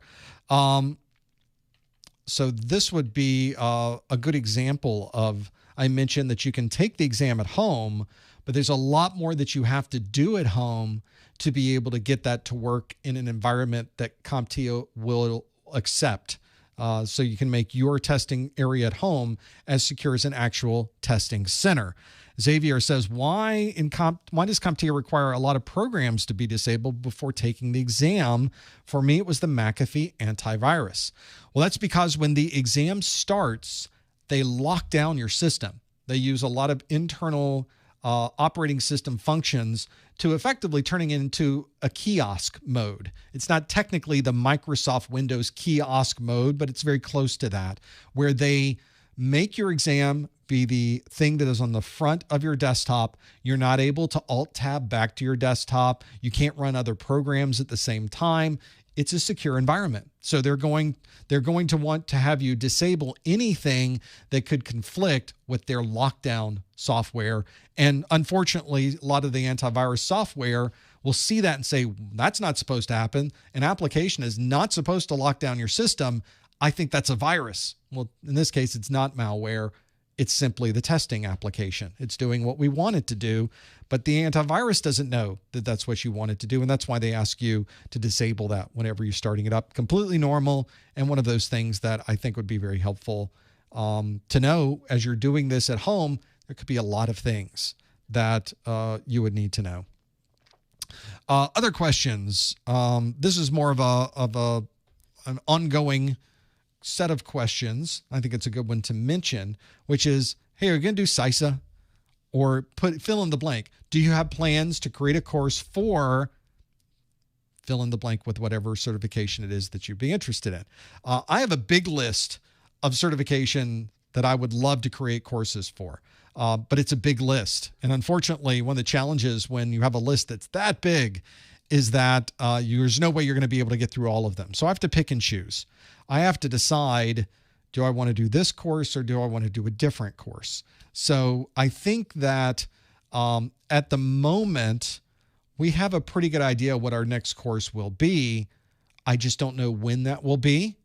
And by the time we get to that point, I might change my mind. That's the problem. That's really why I don't tell you what the next course will be until it's actually happening.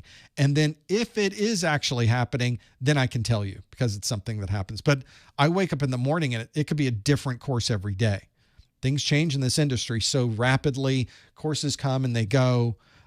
So I always tell people I don't know what the next course is going to be for sure. All I know is that I have a list and I'll pull from that list whenever that time comes. So I just don't have a good answer for you, unfortunately. Or maybe that is the good answer, is that we have to wait and see. So that is the important part, is waiting and seeing. Other questions. This one's about the exam from Felicia, who asks, do they provide a calculator, which could be helpful if you're trying to calculate things associated with risk. But the exams, CompTIA exams, don't have any calculators on them. They don't have, if you're trying to do subnetting, can't use a calculator. If you're trying to calculate the expenses associated with a risk over time, can't use a calculator.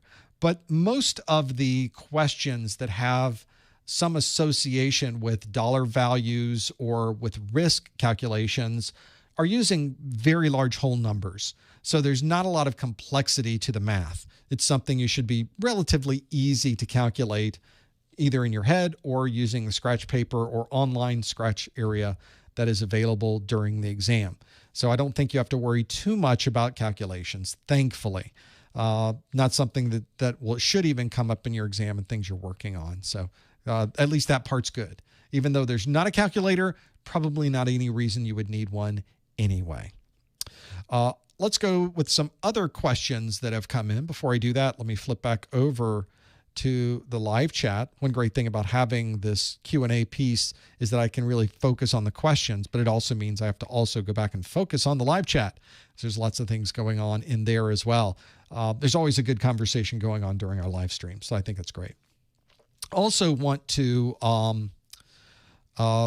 make a note of Falcon with the 15-pound super chat. Thank you so much, Falcon. Falcon writes, thanks so much, Professor Messer. I passed Security Plus and Network Plus thanks to your courses. I think you should do CySa. So there's another vote for CySa Plus. CySa is getting a little bit of some momentum most recently, I noticed. So I would agree that there are more people now asking for CySa than there has been in the past. So I think that's a good example of where you would run into scenarios like that. Here's one from Scott who asks, what are the main differences between ransomware and crypto malware? Really, crypto malware is a very broad description of malware that involves cryptography. That's it. That's the definition of crypto malware. It's malware that in some way is using cryptography. So ransomware very often is doing some cryptographic cryptography. They're using public key cryptography mostly to do its encryption. Really, they're using a symmetric key that they're probably protecting with an asymmetric encryption and then providing you with the decryption key that then gives you the key to then do everything else. So ransomware, a good example of crypto malware. If you have software that is mining, some malware that is mining cryptocurrency on your system, that's crypto malware. If we had another type of malware that was digitally signing every file on your system, a pretty useless piece of malware, that would be crypto malware.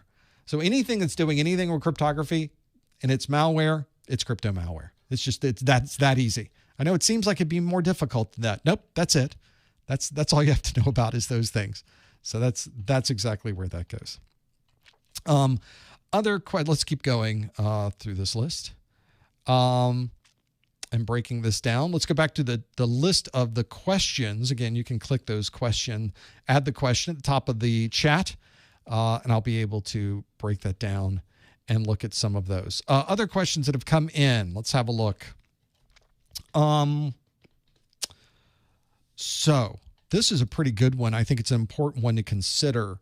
This question asks, I know there's some text on the screen that's over here. Don't worry about this. It's difficult to get rid of. We'll worry about the next one. Somebody mentioned that in the last live stream, so I apologize. It says, hello, Professor Messer. I just now begin my quest to study for Security Plus. I have the Security Plus study guide, practice exams. Do your previous videos follow along with the study guide? Well, I'm not sure what you mean by previous videos. The latest version of the Security Plus exam has a number. Whenever you look at these exams, there's always a version number associated with them. So the current version number of the Security Plus exam is the SY0-601. All of your study materials should specifically reference that number. So if you have study materials for a previous version of the exam, for example, maybe you have a book, and on your book, it says SY0-501. Well, if that's the case, you have the wrong book because it's made for a completely different version of the exam. And I will tell you, there are extensive differences between the 501 and 601. And I make this it's so important. It's very important that you follow this, is that if you have any study materials, you're watching videos, you're reading books, you're answering questions, make sure those study materials have been specifically written and are exclusive to the current version of the Security+ exam. I mentioned earlier that I always seem to find these practice exams on the internet that are asking questions about topics on the 501 exam. Those topics will not be covered for you. Things change dramatically between the 501 and 601. And if you get something that's taken from those old exams, for some reason, people on the internet say, oh, those are harder exams. No, they're not harder. They're just not accurate at all. They don't prepare you at all for the exam. So I guess they would be harder, especially when you walk into the exam. They'll certainly make your exam harder.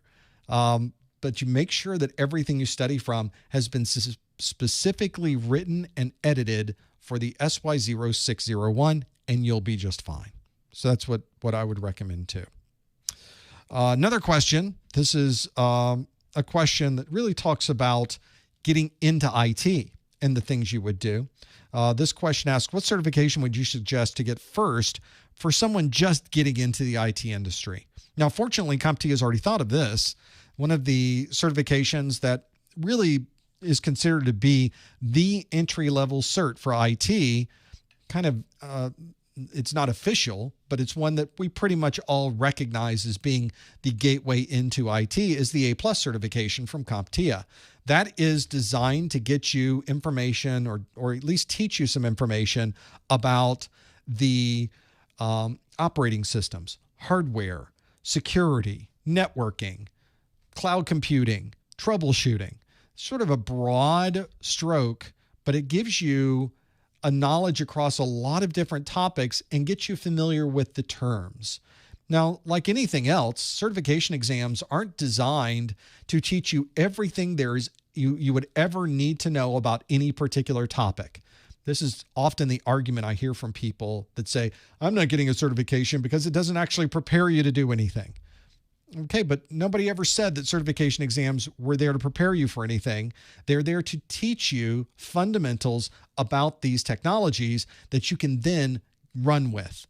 I think you would agree that after going through Security+, you now understand a lot of the terms we use in the industry. You learn about ingress and egress protection. You learn about intrusion prevention. You learn about firewalls. You learn about IPsec. You learn about VPNs. You learn about authentication, AAA servers. All of these terms are things you may have never heard of before until you took Security+. So now you can sit in a room with security people and they can talk to you about what they're changing on the AAA server. They can talk to you about an IPsec tunnel. They can refer to a firewall rule base, and you understand exactly where those things are and how they would be implemented onto the network. You may not understand how to change the firewall, but that's your next step. There's always a next step with IT. So for your first certification in IT, I think A+ is a good example of that. And I would recommend certainly that you have a look at that and be familiar with the different options and different things that are available in the IT certification. It's a great way to start, and I think it's a great way to be more familiar with the industry in general. And then once you get your A+ in your pocket, you can then decide, do I like networking? Do I like security? Do I like cloud? You can jump off from there to do Linux operating systems, Microsoft operating systems, data centers, databases, email, whatever it happens to be. There's always places to go in IT and different things to do. So I think that is a valuable step whenever you're trying to get into IT, is getting the fundamentals. And I think the A+ exam does a great job of that. Other questions. There was a question that came up earlier about, I mentioned different exams and how they work and where they go with the different versions. And so Cody asked, well, if there was a 301 exam, and then a 401 exam, and then a 501 exam, and a 601 exam. And I guess there'll be other exams when those are retired. Do they get harder between exams? Well, I guess that's sort of a relative question. I would say that the difficulty varies between different versions. Sometimes there are more objectives you need to learn. Sometimes there are less objectives you need to learn. Sometimes it's about the same number of objectives you need to learn, but it's different every time. Sometimes the change is about 20 to 25% of the exam is different. Sometimes, like between the 501 and 601 exam, half of the exam is different. A full half of the exam is completely different. So let's take that recommendation I mentioned earlier. Let's say that all of the books you had were for the SY0-501. And that 501 exam, you read the whole book, you went through 501 videos, you took practice exams for the 501, and then you walked in to take the 601 exam. You would be familiar with half of the content of the 601 exam. And I will tell you, 50% is not passing. So if you studied for the 501 and you walked into the 601, you're not going to do well. You're probably going to fail that one. And you're going to fail because you didn't have the most recent set of exam objectives.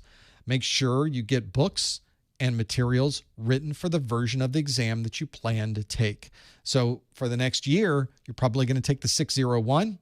Make sure your books and everything else are written specifically for the 601. It's incredibly important. Make sure you're familiar with that and having that there. This is a pretty good, for those of you that have been following this for a while, let's take that idea of versions of exam back to an extreme level. Alan writes, I have an A+ cert, but from around 2001, back when dinosaurs ruled the earth, when it was a lifetime certification. Used to be that way. It used to be when you passed a certification in IT, the certification was good for life. And indeed, back in 2001, when you passed your A+, it was good for life. And so the question from Alan says, do you think I should recertify for the new exams that require periodic testing? And this is one that probably is not a question about should you. It's really a question about, are hiring managers expecting that of you? And in fact, if you look at the jobs that are out there and you look at the postings and what people are requiring for that job, almost always they're going to be mentioning the A+ CE. You put a little lowercase CE next to it. Charlie Echo stands for continuing education. And it's a way to designate that this is the A+ exam that has a 3-year age that you must renew before that 3 years to maintain the certification so that you can always maintain it. Now, that doesn't mean you have to take the exam every 3 years. It means that once you take your exam, there are things you have to do to make sure that you keep that exam, that certain new certification current and active. After 3 years, if you don't keep it current and active, if you don't renew it, the exam falls off. It's no good anymore. You cannot call yourself A+ certified if you don't renew that certification after 3 years. So that's why I tell people, if you're going out there and looking for a job now, even if the job description doesn't specifically say A+ CE, that's what they mean. Every hiring manager wants you to have the latest version of the A+. Nobody's going to hire you if you have knowledge of computing from 2001. Because they're going to ask you questions about cloud computing. You're like, I don't know what you're talking about. What's cloud computing? What is that? I'm from 2001. I don't know what cloud computing is. All right, well, tell me what you know about Twitter. Say what? Say, I'm not a Twitter? You mean with birds? I'm from 2001. I don't know anything about Twitter. So that's why we have certifications now that want you to keep all of your knowledge up to date with the latest technologies. And that's why having the Good for Life, the GFL certifications are interesting as a conversation piece. They're practically useless in today's market. So if you're looking for a job and they're asking for the A+, yeah, you're going to need to take the latest exams and get recertified with the latest version. You may not have realized it, but CompTIA did reach out to you during about a 1 year, really 2 year conversion period that said, if you have the old version, we will move it into the 3-year version and it'll just become the 3-year certification. You don't even have to do anything. We'll put you in that CE bucket, but then after 3 years, you need to renew that. And they did that. But now it's too late to go back and do that now. We kind of have to deal with that a little bit differently. Question that came up from Jay, this common question about my video course. Do your videos for SY0-601 follow along chapter by chapter or by objective? Making sure I'm following correctly while I'm watching. Well, I'm not sure what you're following, so it's difficult to answer the question, but I'll give you the answer even though I don't know what you're following. If you grab a book, a Security+ book from pretty much anywhere, you will find that the books do not follow the same process or the same format as the exam objectives. So let me, for example, bring up the Security+ exam objectives. I got them right here. There's the exam objectives. And I'm going to flip over to section 1.1, compare and contrast different types of social engineering techniques. I need to understand phishing and smishing and vishing and spam over instant messaging and spear phishing and dumpster diving, et cetera, et cetera, et cetera. I have to know all these bullets for section 1.1. So as you look through that, it's a lot to know.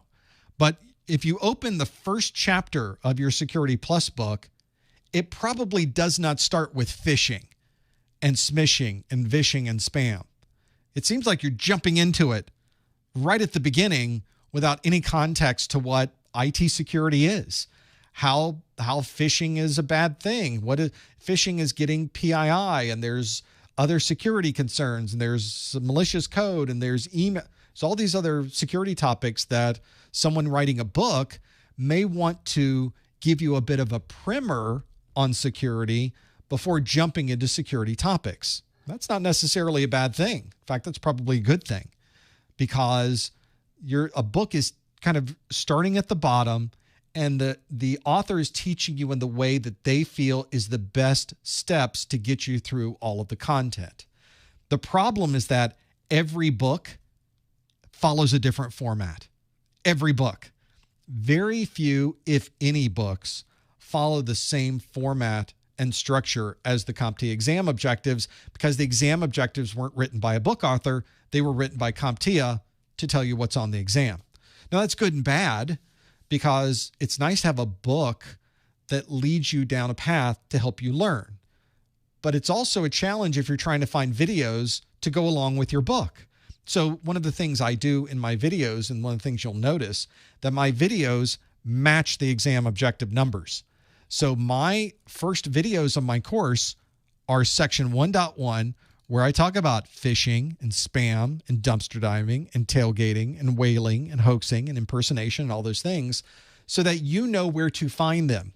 And another thing you can do is every single book I've ever found on the topic has an index or a cross-reference between what's in chapter 1 and where did that come from. So you should be able to cross-reference the exam objectives with your book, because you have a section of your book that does that, and then you can jump to that section in my videos, watch the videos, and find exactly what you're looking for. So I think that's probably your best approach to this.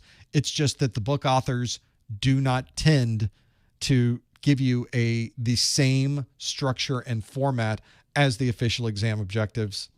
I don't know why they don't, but they don't. So there you go. Sort of where that comes from. Before I take the next question, I want to thank Lazaro in the chat room with a $20 super chat. He says, hello, Professor. I haven't been here since August 2022. Lost motivation, but recently passed my Security+ and now pursuing another certification. Thank you for your course notes and practice exams. Appreciate all you do. Well, I appreciate you, Lazaro. Lazaro. Thank you. $20 super chat with that. Appreciate that all day. And congratulations on your new Security+. Doesn't sound like you lost much motivation to me. You seem to be doing great. So keep doing what you're doing. Best of luck with your new certification goals as well. And then Bobo in the chat room with the 10 Ron super chat, who says, how do I know that I'm ready to go to the exam? I think you go back to the exam objectives. The exam objectives have everything in them. I went through this pretty quick, but I'm just going to keep going page by page. Look at all these bullets, all this information, all this text, extremely detailed, extremely comprehensive.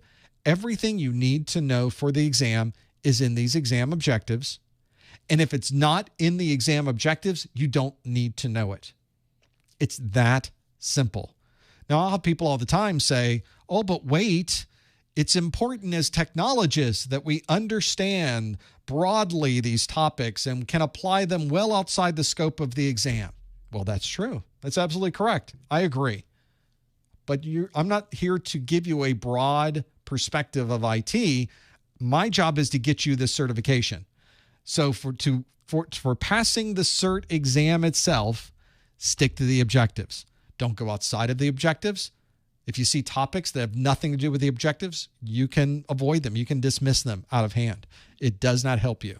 So make sure you're very, very familiar with the exam objectives. Make sure you stick to the objectives. And if you know every single one of the bullets in that set of exam objectives, you're ready to take the exam. That's how you know. And I think that's probably one of the best ways to know what the different options are. I think that can help you a lot to know when you're ready. Because if you go through that entire list and you check off every single one of those bullets, you're ready to go. No problem there at all. So that's how I think you should be ready, how you should test yourself to be ready. If you go through that set of exam objectives and half of them you had to circle and say, I'm not really sure what that is, then you're not ready. Go to the exam objectives. Incredibly important. And know exactly that list. So if somebody says, hey, is this topic on the exam objectives? Yes, it is. You should know immediately. That's how much you should know of those objectives. That's how tuned in you are with that set of exam objectives. Other questions. Let's keep going down this list of different things.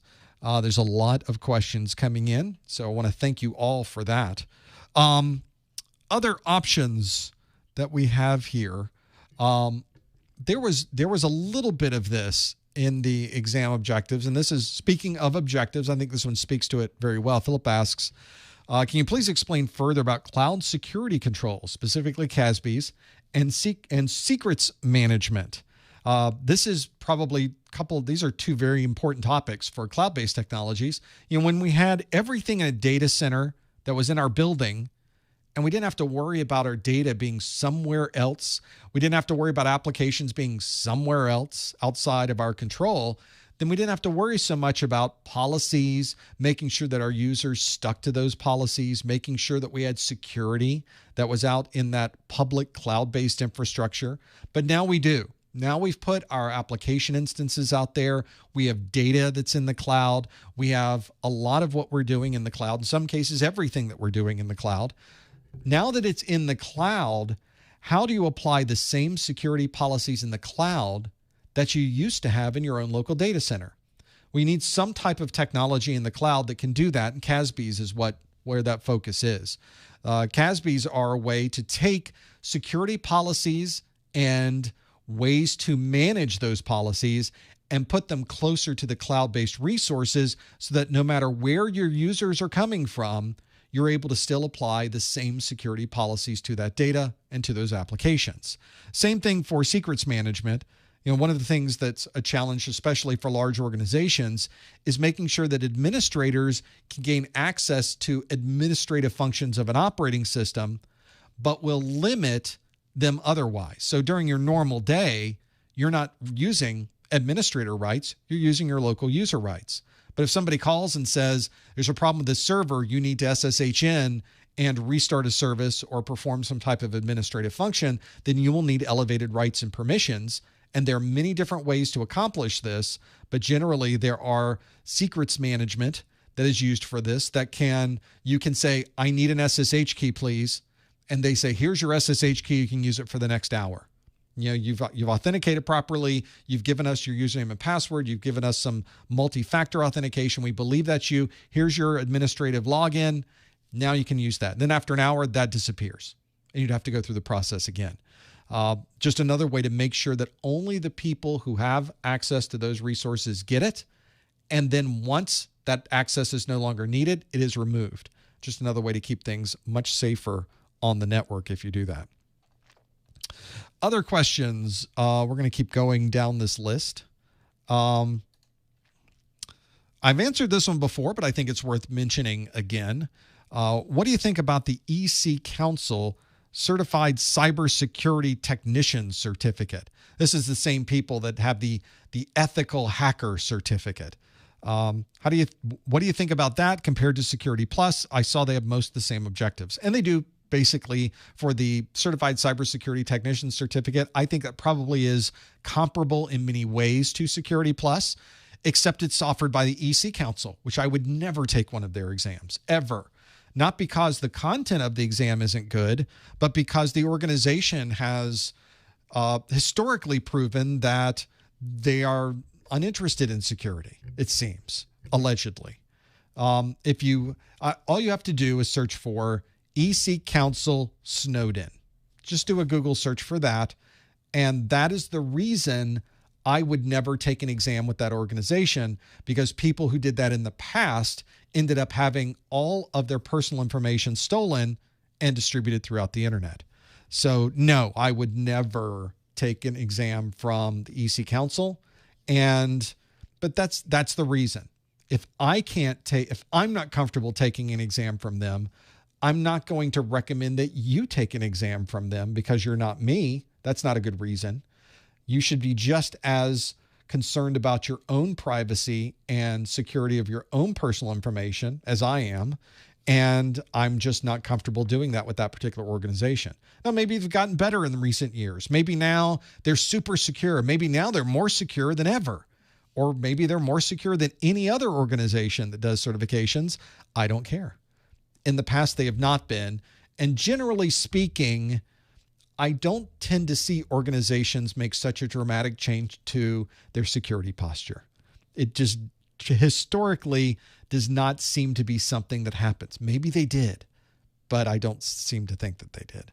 So that's why you'll notice in previous study groups that I've never said that, or I've said I will never create a course to have anything to do with EC Council. That's why. Because I'm not comfortable taking those exams myself. Therefore, I would never create a course where I would expect you to take exams from an organization like that. Like that has that same level of concern that I have for them. So, like I said, maybe they fixed everything now. That's just allegedly the way things, I feel the way things are now. Maybe things are very different. But I certainly know what happened in the past. And that's what I'm basing all of that on. And so that's my perspective. I just don't even look at it. I just don't even look at any of the EC Council offerings because of that. I want to thank Steve in the chat for the super chat, $19.99 super chat. Thank you, Steve. I appreciate that. I'm going to put you up on the screen here. Thank you so much for the $19.99 super chat. I don't see anything specific written there, but I want to thank you for your support of what we do here. And really, I want to have everybody else thank you as well, because ultimately that helps them and what they are doing and working through there. Yeah, EC Council, they got 99 they got to work through. It's not any one thing. There's a lot of things they got to work through. And so I'll just let them do that over there. We won't have to worry about that. Now, maybe things will change in the future. And if they do, I'll reconsider. But I really think that's not going to happen. I really think I got better things to do than to try to make their stuff work better. I don't think I can fix what they've messed up, so I'm not going to try. Other questions. Let's keep going through this list. Question. So, if you've got the A+ for life, the good for life, the GFL, wouldn't that update if you get Security+? Because it's in the CompTIA tree. Well, there was a window where they would have done that if you had taken an exam during this window, or you simply reached out to them and say, make this GFL a CE version, they would have done that, but they don't now. If you get Security+ renews The Security Plus CE renews the A Plus CE. It does not renew the GFL. The GFL is now really frozen in time. And they gave you some time during that conversion over 10 years ago to convert it. And if you did not convert it, it's now locked down. It's now frozen. So you can't change it. And getting a Security Plus will not somehow make it unfrozen.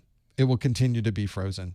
So there's nothing you can do for that. That's just the way it is, just the way that they've set up the system. You missed the window, I guess, back when they were converting these things over, because then would have been the time to make it a CE version that you can then continue to update. Had you done that, you could have continued to update that through the years. And even today, had you passed Security Plus, it would have renewed had you renewed all this time, had it been active and available all this time. So unfortunately, kind of missed that window there. Let's look at some other questions that we have here. I'm going to keep scrolling. The questions that are here, I think I have some good ones that are coming up. This is a pretty good one because I see a lot of people really focusing on this, and I think there's a perspective that's important to consider here. So the question asks, are all of the acronyms on the exam objectives a must-know for the exam? Acronyms are a good one to know. Let's go back to our exam objectives, in fact, and have a look at this. If you keep going through the objectives, there's a whole section in the back. There's 1, 2, 3, 4 pages of abbreviations, acronyms. So, for example, 3DES means Triple Data Encryption Standard. AAA means authentication, authorization, and accounting. ABAC means attribute-based access control. Wow. I would argue that security professionals in the field might know half of these because we forget what the names mean. We just use the abbreviations as the name now. So, for example, we would say, hey, have you checked the AAA server? We would never say, have you checked into the authentication, authorization, and accounting server? We would never do that. We just say, I think the problem's with AAA box. Have you checked the AAA service? I think what we need to do is confirm the AAA server is talking properly to the Active Directory database via LDAP. You know, there's things that happen there. There's lots of conversations that go on, but rarely would we even use the words. So also, I'm not sure in many of these cases that knowing the words can help you really understand what they are. A good example is authentication, authorization, and accounting is AAA. What is that, though? How does that work? How do you implement that technology into your infrastructure? How is it accessed? How does it play a role in security on today's enterprise networks? That's really the question you should be asking after every single one of these. So I see a lot of people with flashcards and they say, AAA. They go, oh, it stands for, they give you the words. How about EOL? It stands for end of life. HA, high availability. They go through the entire list and they memorize what those words and abbreviations are. But the reality is that doesn't help you unless you go to the next step and understand how that technology is used, how it's implemented, how it fits into the big scheme of everything else on the network. That's really the important part. And that's what you will be tested about on your exam. You will never get a question on your exam that says, what do the letters AAA stand for? You'll never get that question. Such a gimme, by the way. And it's trivial. You just don't get trivial questions on the exam. You'll never get a question like that. Instead, you'll get a question where it's used. So a question like a system administrator is receiving an error on the AAA server. Which one of these would best describe this error? They go, oh, it's a problem on the load balancing. It's an issue with a firewall allowing or not allowing traffic. It's a problem of somebody authenticating to their VPN. So you'd have to find the answer that somehow fits the scenario with those particular letters, and they will never spell it out for you, very rarely. So that's why I tell people that that's really important to know, because you will run into scenarios and questions that talk in abbreviations, give you no context for the abbreviation, but you're supposed to know the context. And if you do simple flashcards, there's no context on a flashcard unless you add it. So if you're doing flashcards, add some context. And I think that'd be pretty important too. Other questions. Okay, so here's one that I think I can apply across the board for a lot of this. Should I be going for my Network Plus first or Security Plus first? I'm trying to get into cybersecurity. I've heard many different opinions on this. I currently already have my A+. This is a question that I can't answer because I don't know what the hiring managers are asking for on the job postings that you're looking at. And ultimately, that's the person who determines what you need to know, is the hiring manager. Whoever wrote the job description puts a list of things they hope you know. And that's where you should be taking a lot of your guidance. So I highly recommend that you look at all of the jobs available in your geographical area or where you happen to be looking for a position. I used to say could be work from home, but we're seeing fewer and fewer of those these days. So look in your local area, see what jobs are available in your area that seem to match your level of knowledge or seems to match maybe entry level into IT or whatever it is that you're looking for. And then see what they're asking for. Are they asking for Network Plus? No. Do any of them ask for Network Plus? Yes or no? Maybe one of them does. Okay, well, you can put that lower on the list. Maybe all of them are asking for A+. Okay, A+ certainly goes on our list. Maybe half of them are asking for Security+. Okay, well, Security+, I'd rank that higher than Network Plus then. So you should look at what different hiring managers or job postings are asking about, and then you should tailor your certifications to what the industry would like you to have. That just makes sense. It's supply and demand. So go through your list. This means you're going to need to do research, which is what it seems very few people are doing. But if you want to get these jobs and you want to get the job above the other people that are just shotgunning resumes out without customizing anything, they're not putting on a cover letter, they're not customizing their cover letter, they're simply just blasting these out. And I see this all the time on message boards where they say, nobody's calling me back. Well, you put no effort into this. You just went to a website and blasted your information. In fact, they're sometimes very proud of it. I don't customize anything. I don't write a cover letter. I just send it in. And if they want me, they'll hire me. All right. But other people are customizing their resume. They're creating a cover letter, a compelling, not just a cover letter that says, I'd love to work for you. Please hire me. Sincerely, me.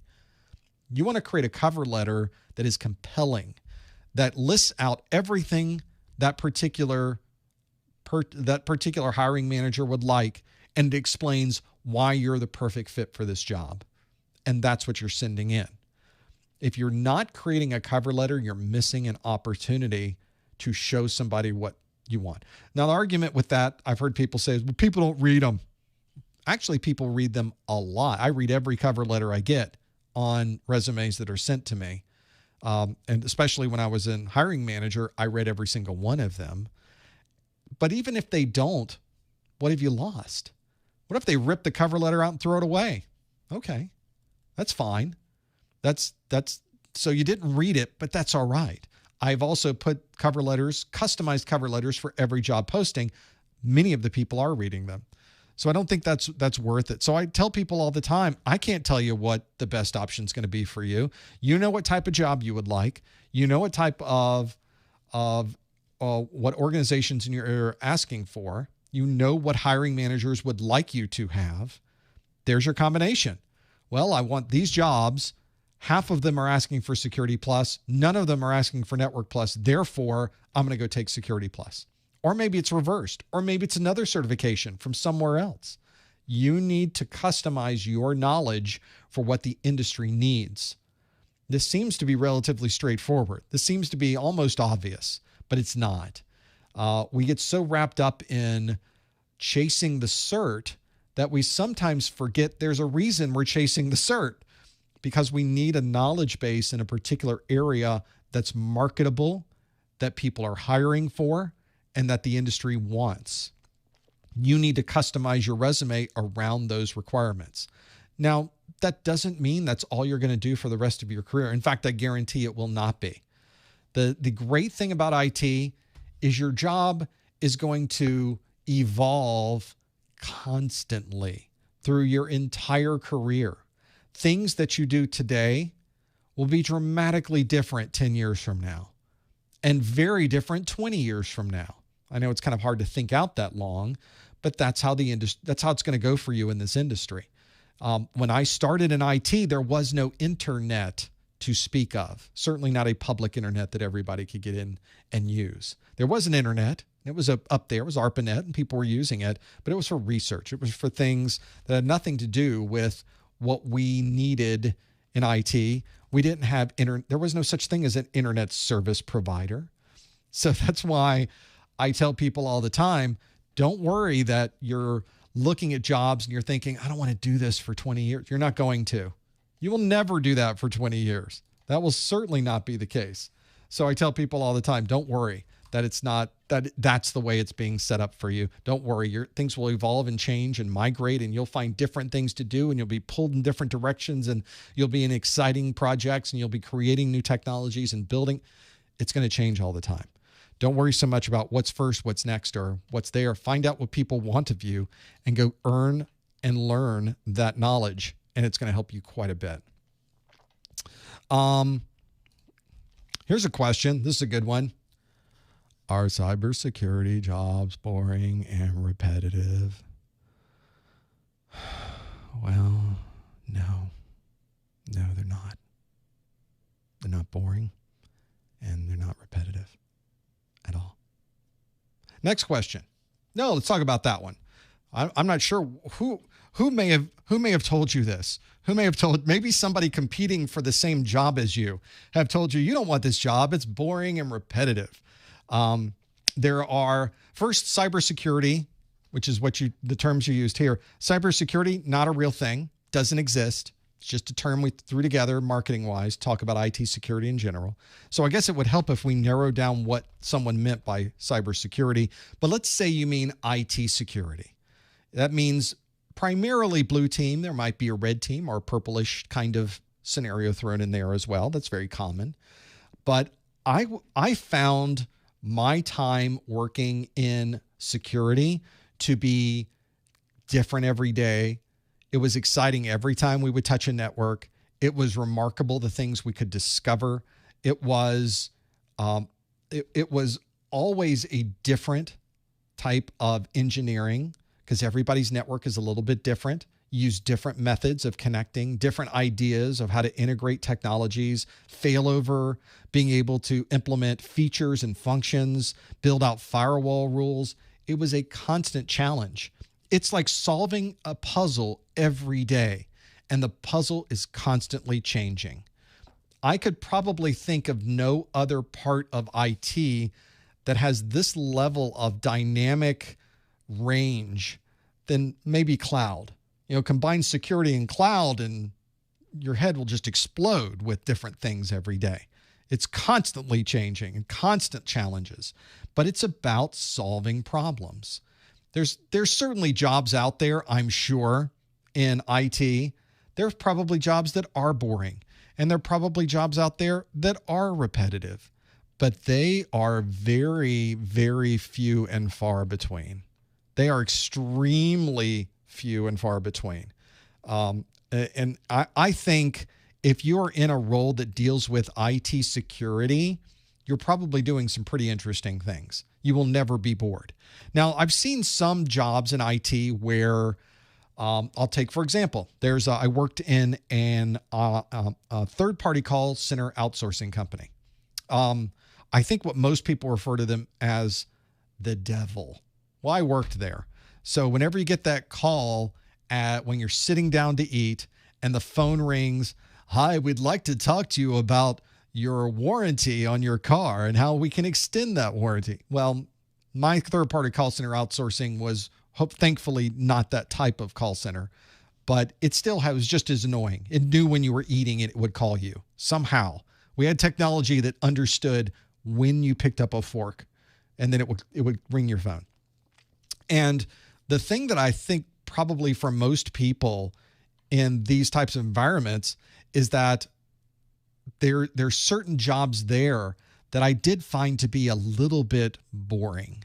But still valuable. We had someone who worked for me. I was the director of voice and data for these call centers, and I was responsible for our long distance services and staying within budget for those long distance services. So I had somebody I hired that all they did, or the majority of what they did, was go through every bill we got every month to see if we were being overcharged.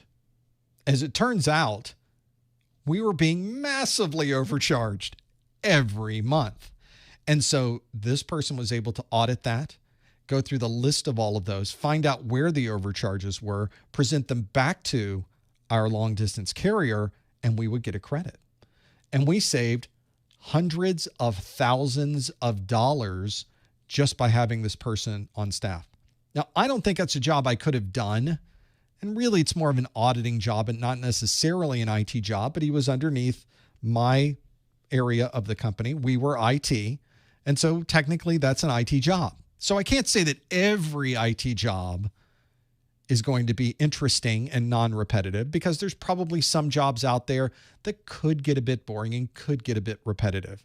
But I worked with IT security professionals the last 7 or 8 years when I was working for third parties. That's 7 or 8 years working in IT security or cybersecurity was where I met thousands of IT security professionals, literally. And there was never a boring day. There was never a repetitive thing happening. It was always something unique and interesting going on. Now, are there certain projects that are more exciting than others? Absolutely.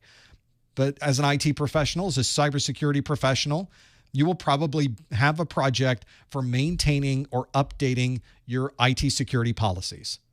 Now, if you've ever edited a security policy guide,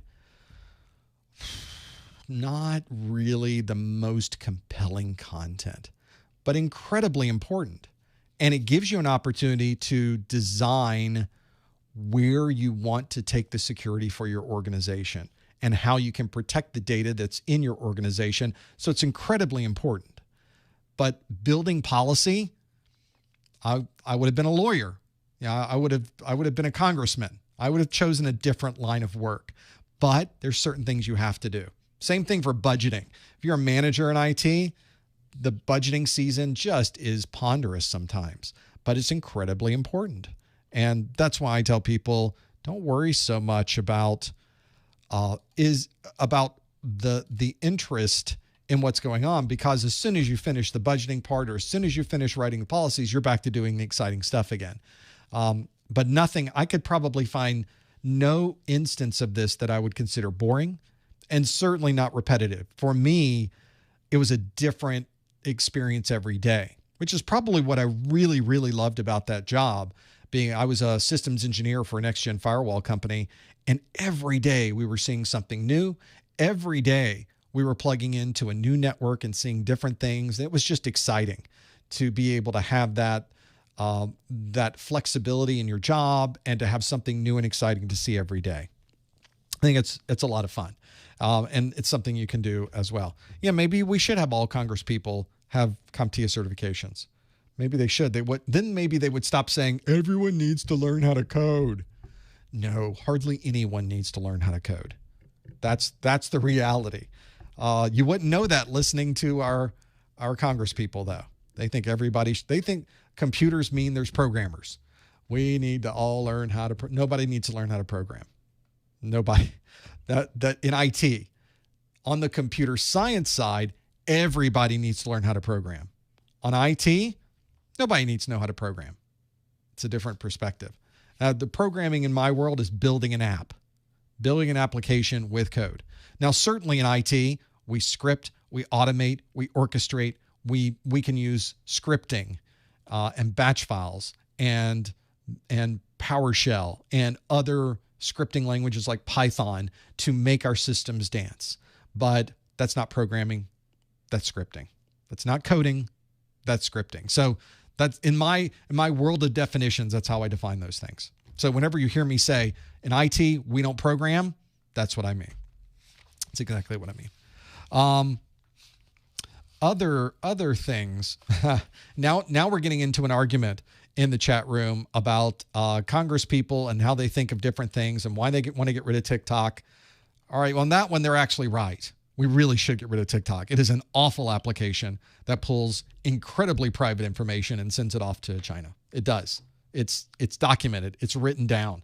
It is incredibly invasive. It is remarkable in the amount of information we're sending out, and it's a significant security concern, especially in our federal government. Now, you get to decide as an individual if that's good or bad.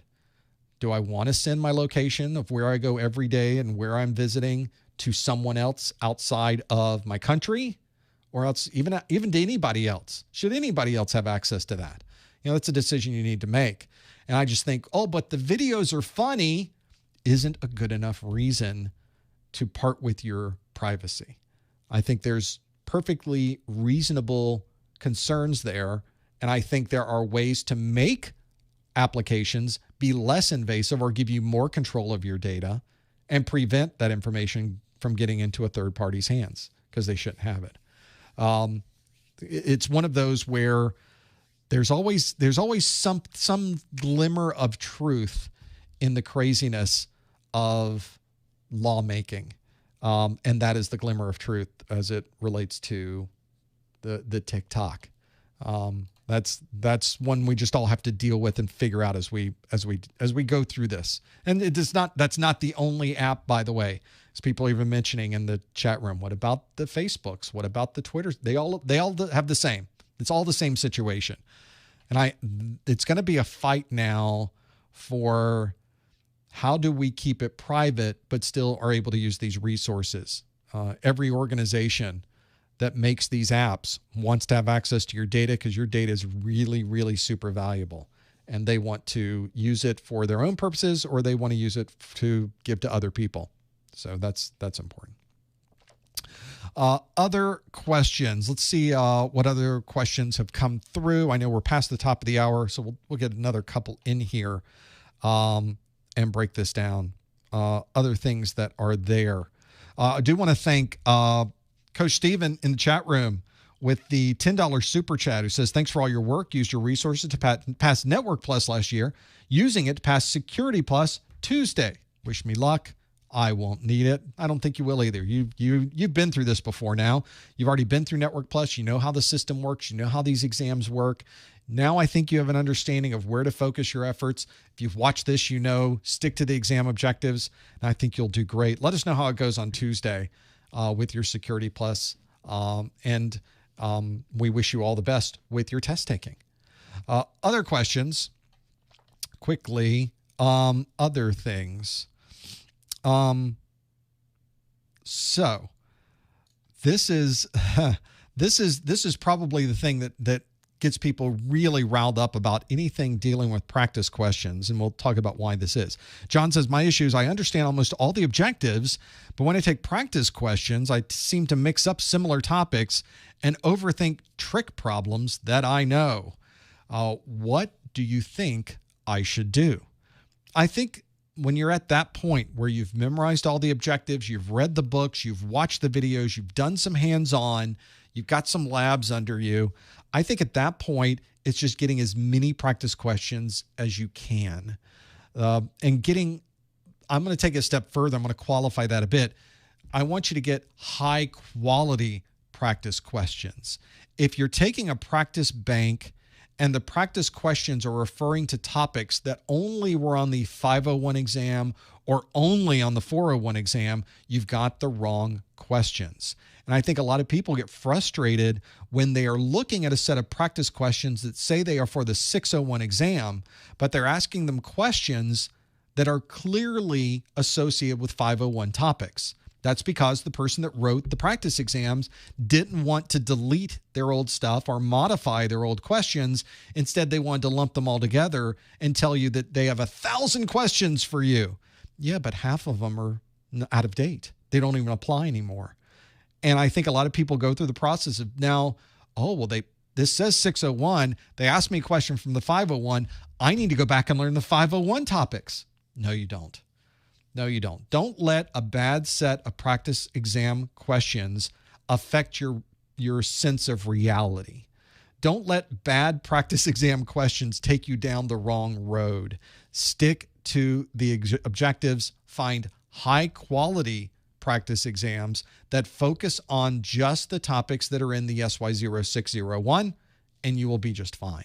And if you feel like you're not very secure with the knowledge of those, or some of those questions tend to lead you in a different direction, then I highly recommend you just go through more and more and more questions. Ultimately, I think that's what's going to help you, is really understanding where those questions are, where you can go through high quality questions, and learning those topics. I think that's the last step. And sometimes you got to backtrack, maybe do more labs, maybe you backtrack, you read through that section of the book again, you watch those videos again. But ultimately, I think that's what's going to help you the most when it comes to these exams. It really is going to be one of the most important parts of your studies, is that last part where you're going through the objectives, you're taking as many practice exams as possible, you're going through as much Q&A. Maybe you come over to our Discord, you talk to other people that are going through the same questions. There's people who love to answer these questions on our Discord and talk about their strategies as well. Maybe you'll pick up some good tips from there. You can always find our Discord. It's at professormesser.com/Discord,